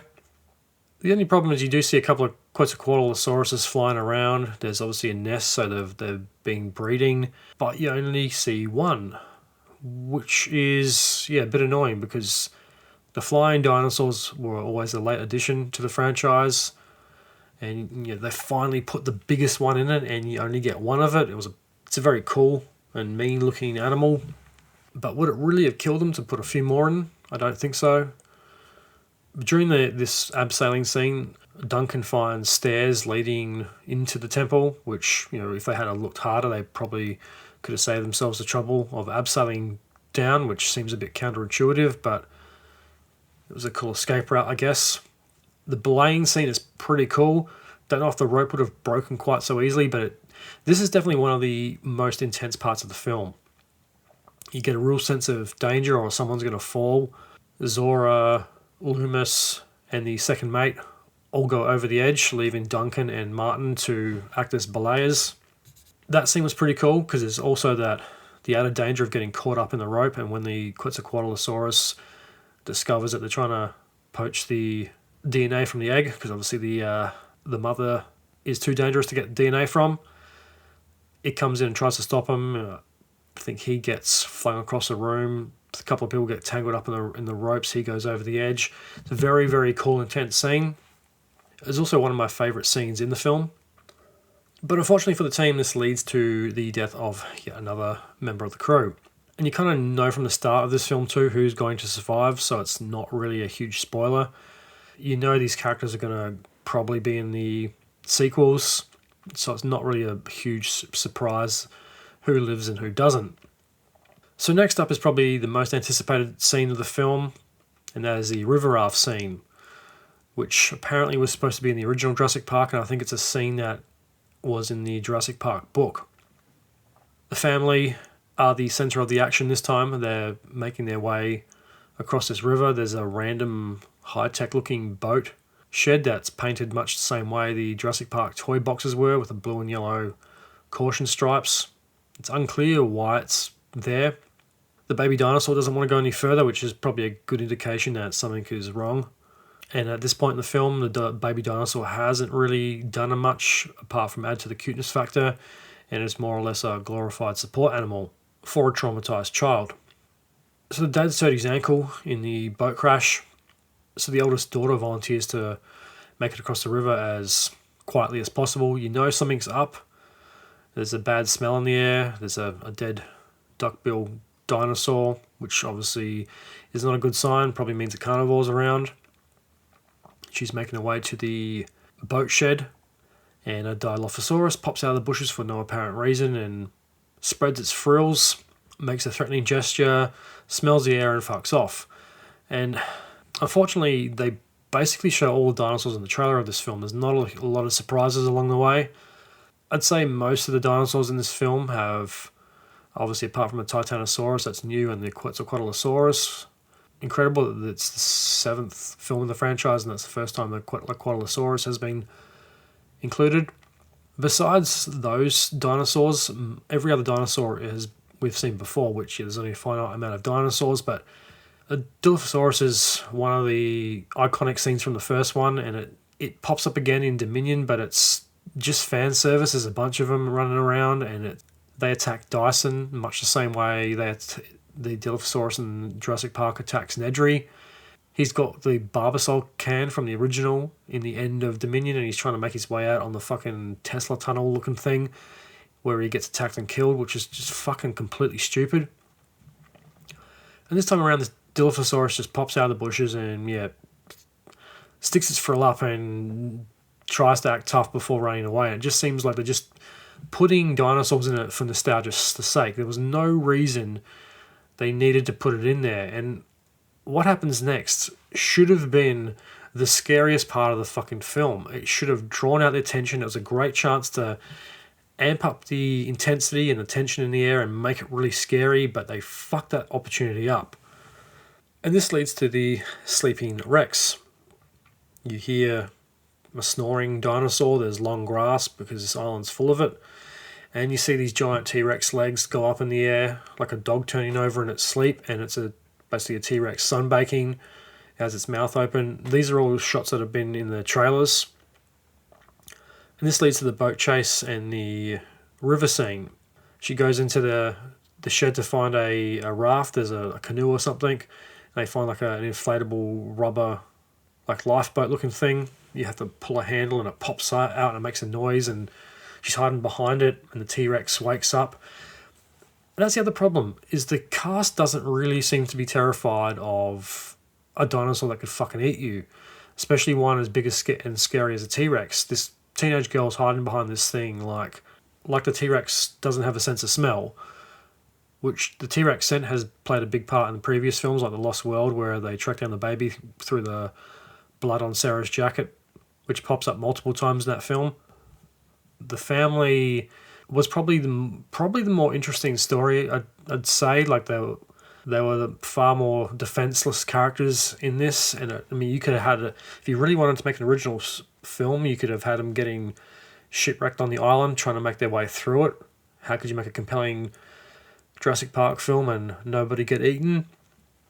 That would have been a real test. But the family is likable, unlike some of the characters from the main team. The dad, you kind of get the sense that he is trying his hardest. He's trying to get his kids through this death trap of an island. He also has to keep an eye out for this pothead Xavier who's dating his daughter. And then you got the little girl who's starting to talk again. She's becoming more comfortable with dinosaurs, and now you've just woken up the T-Rex and there is no tension. The family's like on the other side of the river trying to give directions and stay quiet. I mean, if I saw a T-Rex waking up, I'd probably be hiding in the fucking bushes trying to make my way out of the area. And this teenage girl doesn't seem to be too scared by it. She makes her way into the water. The Rex is drinking. The Rex sees him and comes after him like a gigantic guard dog. Starts to make its way for this yellow raft in the middle of the river. It's caught its attention, and that scene is really cool. The kind of the look, the expression on T-Rex's face, like, what the fuck is this thing in my area? Just walking slowly kind of through the water to try to figure out what this thing is. That was really cool because it buys enough time for the family to get into the boat and get far enough ahead of the T-Rex. You think they might be able to get away, and then the T-Rex starts walking faster because none of the dinosaurs seem to be able to catch people in this film either. They kind of all lumber around. They're all pretty slow. But the river raft scene is pretty cool. unfortunately just lacks any intensity. It's finally on the big screen, and it should have been really cool because the family doesn't have any weapons. They have no way to defend themselves against the dinosaur. The T-Rex goes under the water, which the river, it goes from the T-Rex can walk in it to being able to be fully submerged in it. It starts to go down into the rapids. You see the T-Rex diving into the water and swimming next to the boat. I mean, it's keeping up with the boat and swimming in front of it. It probably could have easily eaten them. The family gets tipped out except for the girl. And now it borrows a key scene from Jurassic Park. The family's around the corner in a gap in between these two rocks. The girl's underneath the rubber raft and she's screaming for the dad, yet she can't tell there's a dinosaur right above her. The T-Rex starts putting its head through the bottom of the raft and grabbing it. You see the teeth coming through, which got to say it's a pretty much unbreakable rubber raft. It should have popped. Pretty much a similar scene to when Lex and Tim are in the car and it smashes through the sunroof. But I will say the T-Rex in this does look pretty big and chunky. He looks well fed. And unfortunately, this scene in particular really highlights just how bad the visual effects are. Maybe that was because there was a lot of water in this scene, but compared to the original Jurassic Park films, the visual effects weren't very good. I really should ask my cousin to come on this show and explain why modern visual effects don't look as good. She's a visual effects artist for an effects company. She's also a head lecturer of, I think it's computer graphic design and visual effects at a university. I should ask her why modern visual effects are crap. What I have noticed is they look shinier than they used to be. One thing I have heard on a few podcasts and on YouTube and places like that is that modern effects are so bad is there seems to be this mindset with the film studios is we'll fix it in post-production.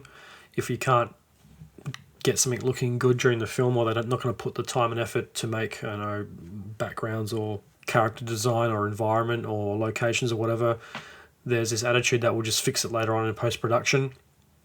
The other problem is there's lots of visual effects companies that want the business and will try to be the lowest bidder in order to get jobs, and they can't always fulfill on their promises. But the other main issue also seems to be workload. There seems to be too much work and not enough people to do it, or the staff at these companies are overworked or working on multiple things. They don't have the time to make everything look perfect, so good enough is what you get. So near enough is good enough.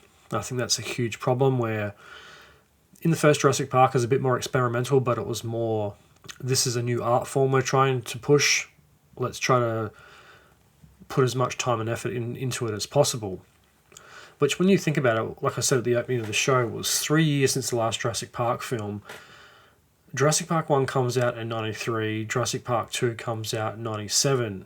They had a lot more time to work on and develop new techniques between the first two sequels than the last two films in the franchise. For me and other T-Rex lovers, unfortunately that was the only scene we get.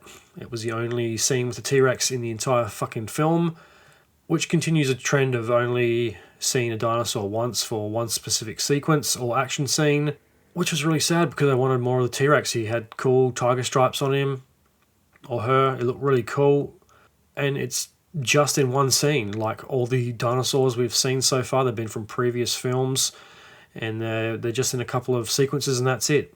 Jurassic Park 3 gets that right. You have the Spinosaur as the main antagonist. You have that pack of raptors following them around, trying to find the egg. You have these reoccurring dinosaur characters, and that's a trait that all the Jurassic Park films in the first one and in Jurassic World with Blue did really, really well. The family of T-Rexes in the Lost World are basically characters in their own right. This time around, dinosaurs serve the action scenes, and that's all they're good for pretty much. Only reoccurring dinosaur we see is the baby dinosaur, which there is a lot of. There is also some cool, like, random in-between scenes where you see, like, a snake or an unidentified lizard or dinosaur thing in a tree or a river, which you haven't seen before in other Jurassic Park films, like the transitional scenes, which was interesting. So this leads into the final act of the film. Both groups now make their way to the facility and to the helipad. When they arrive, there's this large piece of mining equipment that looks to be from a sci-fi film in the background. No explanation to what that is. And this is a really good chance they could have gone real nostalgic, considering the amount of nostalgia already in the film. They could have put lots of old Jurassic Park fences and stuff up. You see that a little bit, but it's just really in the background. They could have had a real cool connection back to Jurassic World and maybe even Jurassic Park. So both groups have made their way to this facility. It's still kind of very mysterious. It's getting dark at this point. There's no pens or enclosures this time, and night is fast approaching.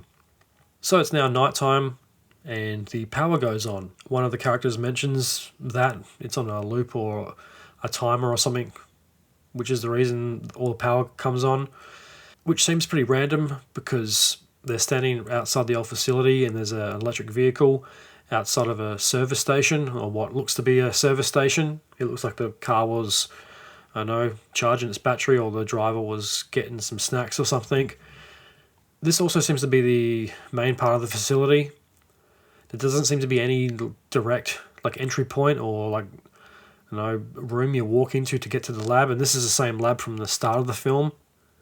There's a service station, a helipad, the geothermal pipes, the reservoir, and a whole bunch of fences and some other things, but it's kind of confusing because you don't really know where anything is in the facility. It's just kind of like a random facility. There's a random service station just sitting there, which leads to the docks or something. It's a bit all over the place at this point. The helicopter is inbound. Both groups meet each other. This is the first time both groups have met since the ship blew up. The eldest daughter has a few choice words for Martin. She wants some answers as to why he pushed her over the side, which is a little unclear because it happens pretty fast. He kind of grabs her and then she steps back and falls off, so she thinks that he pushed her and vice versa. And Martin pulls a gun that he found on the helicopter, which, given that it's a tropical island, probably would have rusted all the bullets in the chamber and made it pretty much useless. It's like a stainless steel Glock by the look of it, which still, the inside of it would have rusted. So he pulls the gun when he's confronted by the girl, and that is until the raptor chickens suddenly and randomly attack. They've only been seen once in the film, and this is another unexplained hybrid dinosaur that just pops up for the sake of the end action scene. It would have been much cooler if it was the Quetzalcoatlosaurus following them. You didn't need to have the fucking hybrids in it. It works much better with normal dinosaurs. The family run for shelter in the service station. Martin and Zora find themselves underneath the electric vehicle. The family hides in the service station. The floor is flooded for whatever reason. I don't think there's ever an explanation to why. But there is a pretty large drainage vent in the middle of the floor as well, which doesn't make a hell of a lot of sense. The raptor chickens are attacking the EV with the two heroes underneath, and one follows the family into the service station, and we pretty much get a rip-off of the kitchen scene from Jurassic Park, which has been used in several other films. Jurassic World Dominion has that scene in the museum, which is heavily inspired by the kitchen scene, where they're hiding in the glass in one of the exhibits and it can't see them. It's been done so many times, and yet they do it again in this film. They could have done, I don't know, something original. I just don't know why the writers and the producers and directors just go for what's already been done.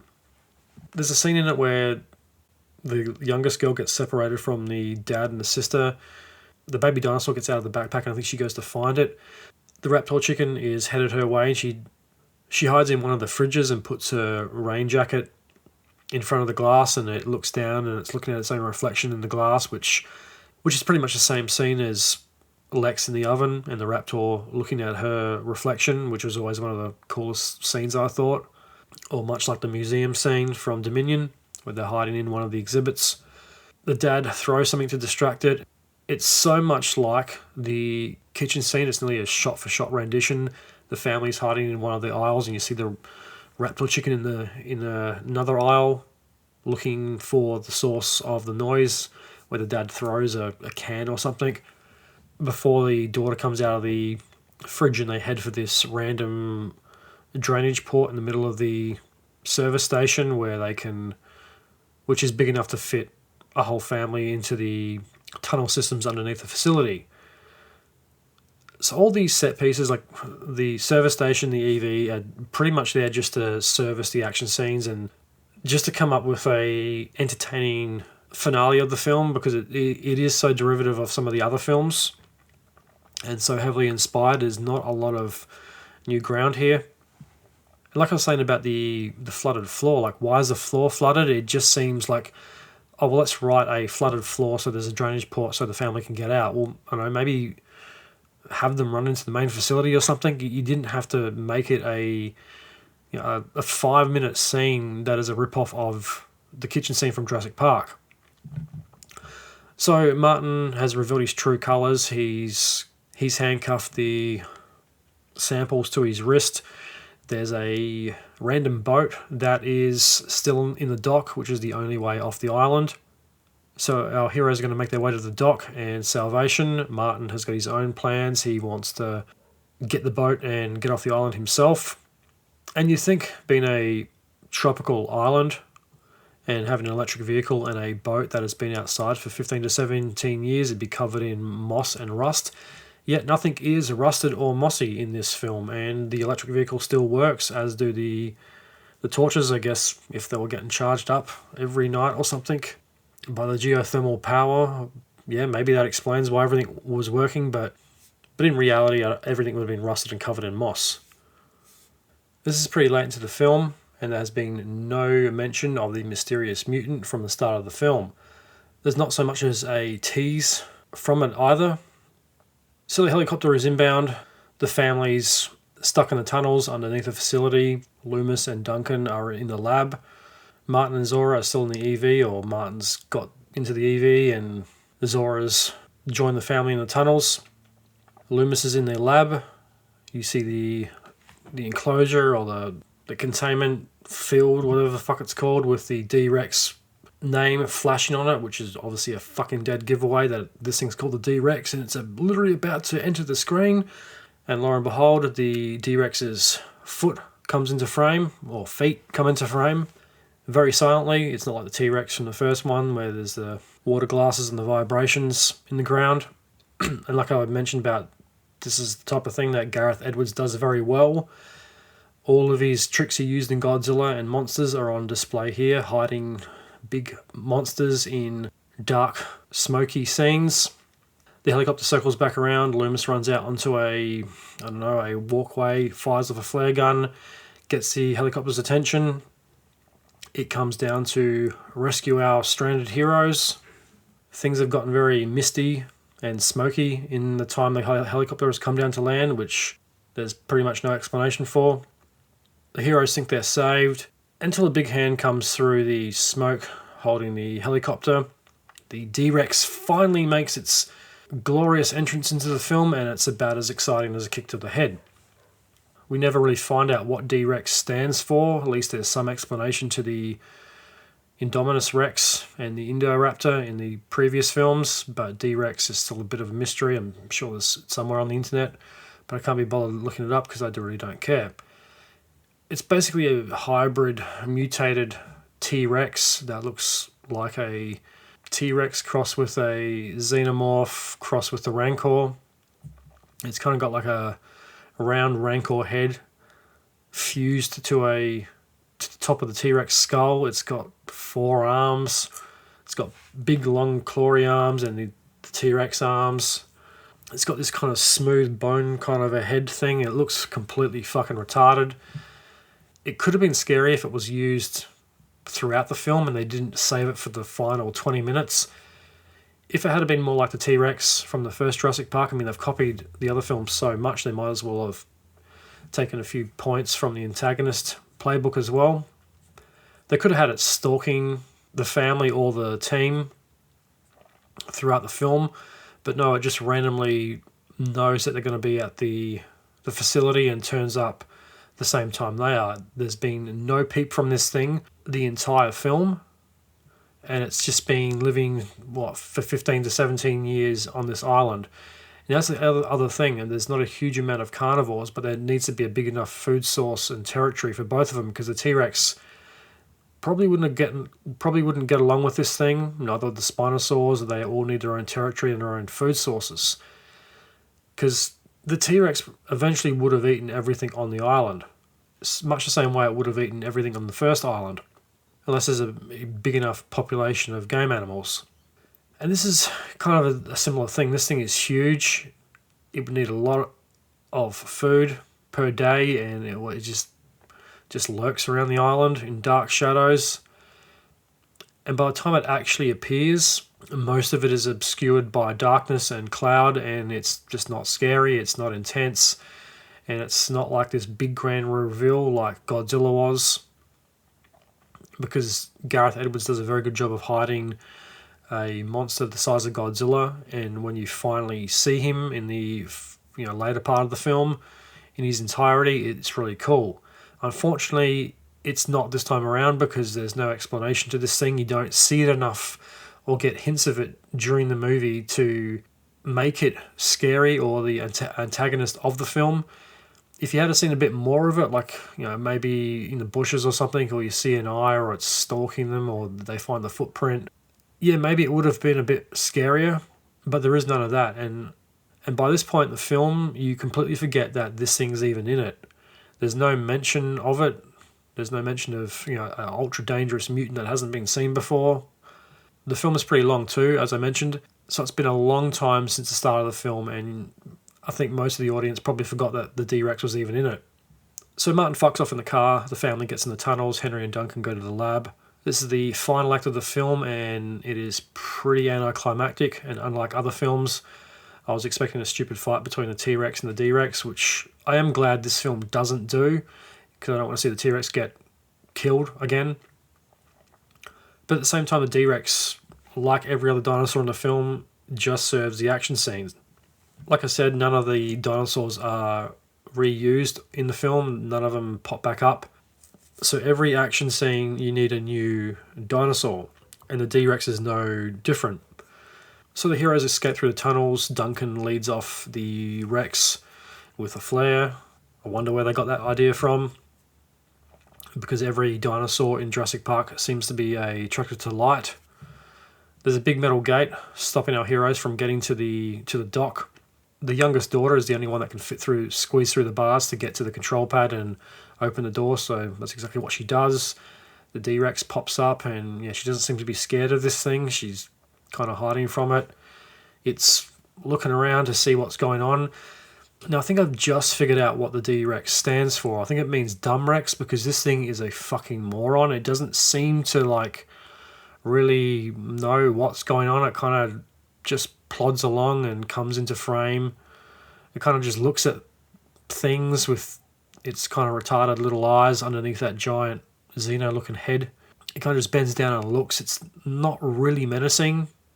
It kind of appears to me that it's been crossbred so many times with so many different things. It's kind of mental, and it can't function. And in reality, it probably would have died off long before the end of the film. It kind of just stops and just looks at characters and doesn't really do anything threatening. It doesn't destroy anything. Like when the T-Rex breaks out in the first one, it fucks everything up. It destroys the cars. It chases people. It comes back. And then in the second one, it wrecks the trailers, and it comes back and secures the area. The T-Rexes were nothing to fuck with in the originals. And this thing just kind of stares at the flare. So there's no tension or fear from anyone. No one really gets killed either. It's this fat, four-armed, freakish-looking dinosaur thing that pretty much just lumbers around. It's really too slow to do much. So Duncan leads the thing off from the rest of the group, so Zora can get them in the boat and get them off the island.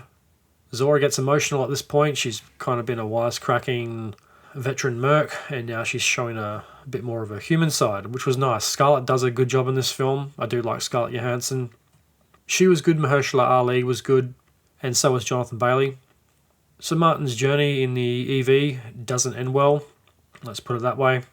Zora gets everybody onto the boat and recovers the DNA cooling briefcase thing. Shortly later, they spot Duncan on the shore where he is rescued, and the D-Rex returns to the murky abyss from whence it came. Our heroes make their way to safety, presumably past a similar spot to the Mosasaur and Spinosaur tag team deathmatch. And that concludes Jurassic World Rebirth. So all in all, it was a much better film than Jurassic World Dominion, but it was a lackluster outing. It was void of any real excitement or danger. There's no intensity to this film. There's a few points in the film that don't really feel like a Jurassic Park film. The dinosaurs are just one-time uses and excuses for an action scene. A better story would have gone a long way in this film. The acting is okay. Directing and editing were pretty average, and I'm a fan of Gareth Edwards. I thought Jurassic Park would have suited him really well. But unfortunately, most of the key scenes of Jurassic World Rebirth are just regurgitated and recycled from previous films. The writing is okay, which is not really good enough from someone as talented as David Koepp, who did write the first two, well, the screenplays at least.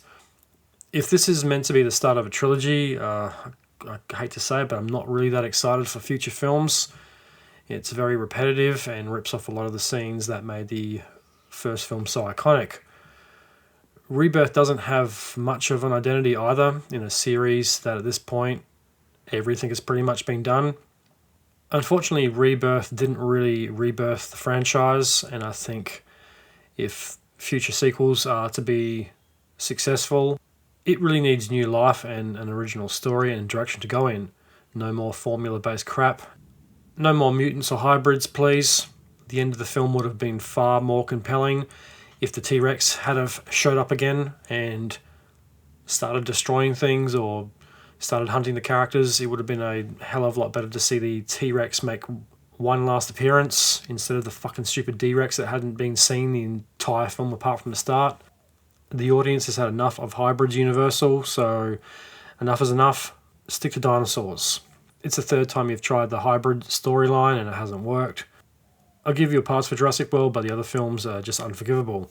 Another story arc that needs to be dropped in the franchise is no more corporate pharmacy plots, big pharma or mercenaries. Go back to what made Jurassic Park special. Paleontologists, scientists, make science cool again. In the words of Jesse Pinkman, science bitch. Jonathan Bailey was pretty good, however, I did like his character. He really made a nerdy character very cool. He didn't do it in a cliche way either. Duncan and Zora were also pretty cool. The most surprising character of all was the dad. He was played very well. He was also a very different character for a Jurassic Park film. The kids were annoying and I thought were a bit unrealistic. None of them seemed to be scared, especially the youngest. She wasn't really scared by much besides being traumatized for most of the film and nearly ending up in the T-Rex's mouth. The older girl was just dumb. She really going to pop open the boat right in front of the T-Rex. You couldn't have put it, I don't know, in the grass or somewhere, or the water, or maybe try to get across the river and open it somewhere else. I think it was pretty heavy and she'd had to drag it out, but you got the boyfriend on the other side of the bank watching the girlfriend risking her life to get this boat out. I mean, it probably would have made more sense if he had done it. He probably would have been strong enough to drag it out, or both of them. Just dumb. It's minor nitpicking here, but it's scenes and subplots like that do ruin films. The other thing I could have done without was the stupid screaming when the chicken raptor things pop up. And as I mentioned before, no guns was dumb, but then again, yeah, it puts the heroes in danger more if there is no guns and weapons, but I know you could have had at least a couple of guns and they could have been broken, lost, or run out of bullets or whatever. There's more believable ways to do it than what takes place in this film. The biggest criticism I have of Jurassic World Rebirth is this could have been a really, really good film, and it had the chance and opportunity to do something completely different from the rest. It had the chance to break the Jurassic Park mold and do something completely original and completely creative. But unfortunately, that's not how Hollywood or big blockbuster films and movie studios work. It was more of the same and what we've seen 6 times already, with extra nostalgia sprinkled on top. It wasn't the worst film I've ever seen. I enjoyed it a lot more than I have probably made out. I'm just very critical with a film that I've pretty much been watching my entire life. As I mentioned at the start, Jurassic Park was the first film I saw in the theatre. So I have this very personal connection to the Jurassic Park films, as a lot of people do. It's hard to get away from the personal childhood connection sometimes. I would see it again. Hopefully there's a director's cut that can rectify some of these problems. But unfortunately it wasn't the best film either. It just wasn't exciting or magical like the first couple of films were. But then again, nothing will ever be as good as the first one. And I think there's too much time and effort put on trying to recapture the magic of the original in this, that it overlooks what could have been a really great standalone story. And I think the only way to really recapture the magic of the original film is bringing back Steven Spielberg. It's not going to happen unless he is brought back to direct it. End of story. He understands how to make films like this better than anyone else. And the more they keep hiring younger, I think more inexperienced directors, like, Colin Trevorrow, what has he done since Jurassic World? Fucking nothing. The more you're going to turn out just average carbon copy films every couple of years. Bring back the man that made the original and the sequel, and you might get a different result. Maybe get some new writers in as well. So final thoughts. Lots of plot holes, lots of dumb shit, some very bad dialogue, drawn out start and a rushed final act. Yeah, directing wasn't the best. Music, yeah, it was okay. Writing and acting were alright. The action was recycled from other films that did lack excitement. Unfortunately, the dinosaurs were really only there to facilitate some of the action and not much more. But maybe the biggest sin of Rebirth is that all the dinosaurs were digital. There were no practical effects in this film. None that I could tell anyway. All the dinosaurs are digital and they're not that scary. Jurassic Park Dominion did suck, but it did blend practical effects and visual effects. That was the only redeeming feature of that film, as it did try to pay homage to the first films that did blend those two, practical and digital. And unfortunately, Rebirth just decides to go all digital, and it does feel a bit cheap and rushed at some points. But on the positive side, it is a big, fun summer blockbuster. Yeah, it's a bit long. There is some decent action, and we do get to see dinosaurs on the big screen again. There are some cool new characters. I'm looking forward to seeing Dr. Loomis and Duncan and Zora return. I think those characters are just interesting enough. You can get a couple more films out of them, especially Dr. Loomis, who was played really well by Jonathan Bailey. I don't think I've seen him in anything before, and he really impressed me. He was my favourite character, and hopefully they can create a compelling trilogy with these characters.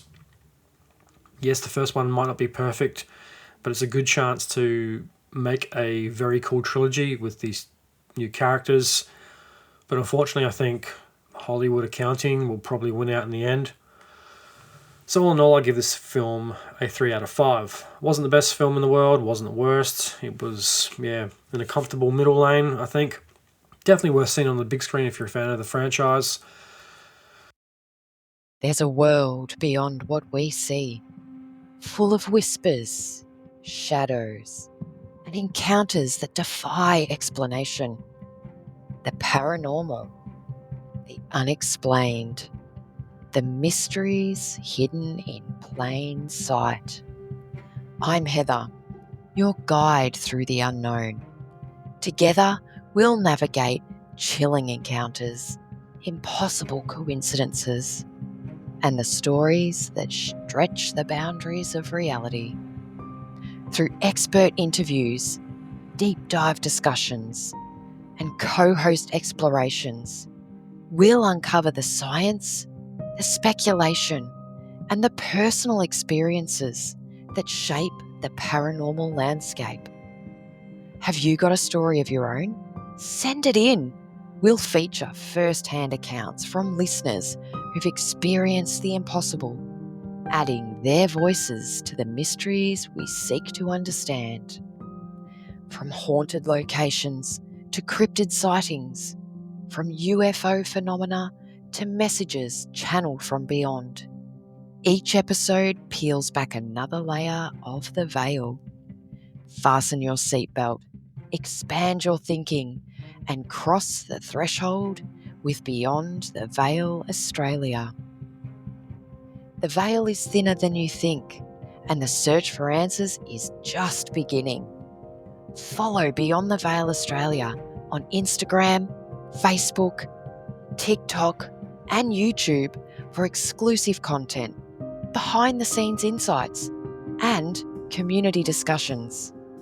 Visit beyondtheveilaustralia.com to submit your paranormal experiences, explore past episodes, and connect with fellow truth seekers. Subscribe now and step beyond the ordinary into the unknown. And that brings us to the end of the show. A big thank you to everyone who listened to the end. I'll be back in the next week or two with a brand new episode. The Live Communism Chapter 1 is out. If you haven't listened to it now, as I mentioned at the start of the show, stop what you're doing and listen to it right now. Chapter 2 is in the works, and there's many more installments to come, so catch up before it's too late. If you'd like to support the Truth Tank, there's a couple of things you can do. Head on over to the Facebook and Instagram page, give them a follow and a like.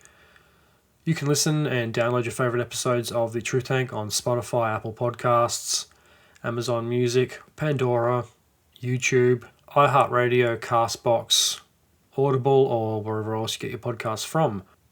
Tell your friends, tell your family, tell anyone you think might like the show. Help spread the word and get the Truth Tank out there. If you want to see the Truth Tank rise through the ranks, leave a 5-star rating and review. Each review helps the show grow and is greatly appreciated by yours truly. Big thank you to everyone who listened to the end. I'll be back in the next couple of weeks. I'm a Tank, this is the truth. The lie has begun, but the truth will be told.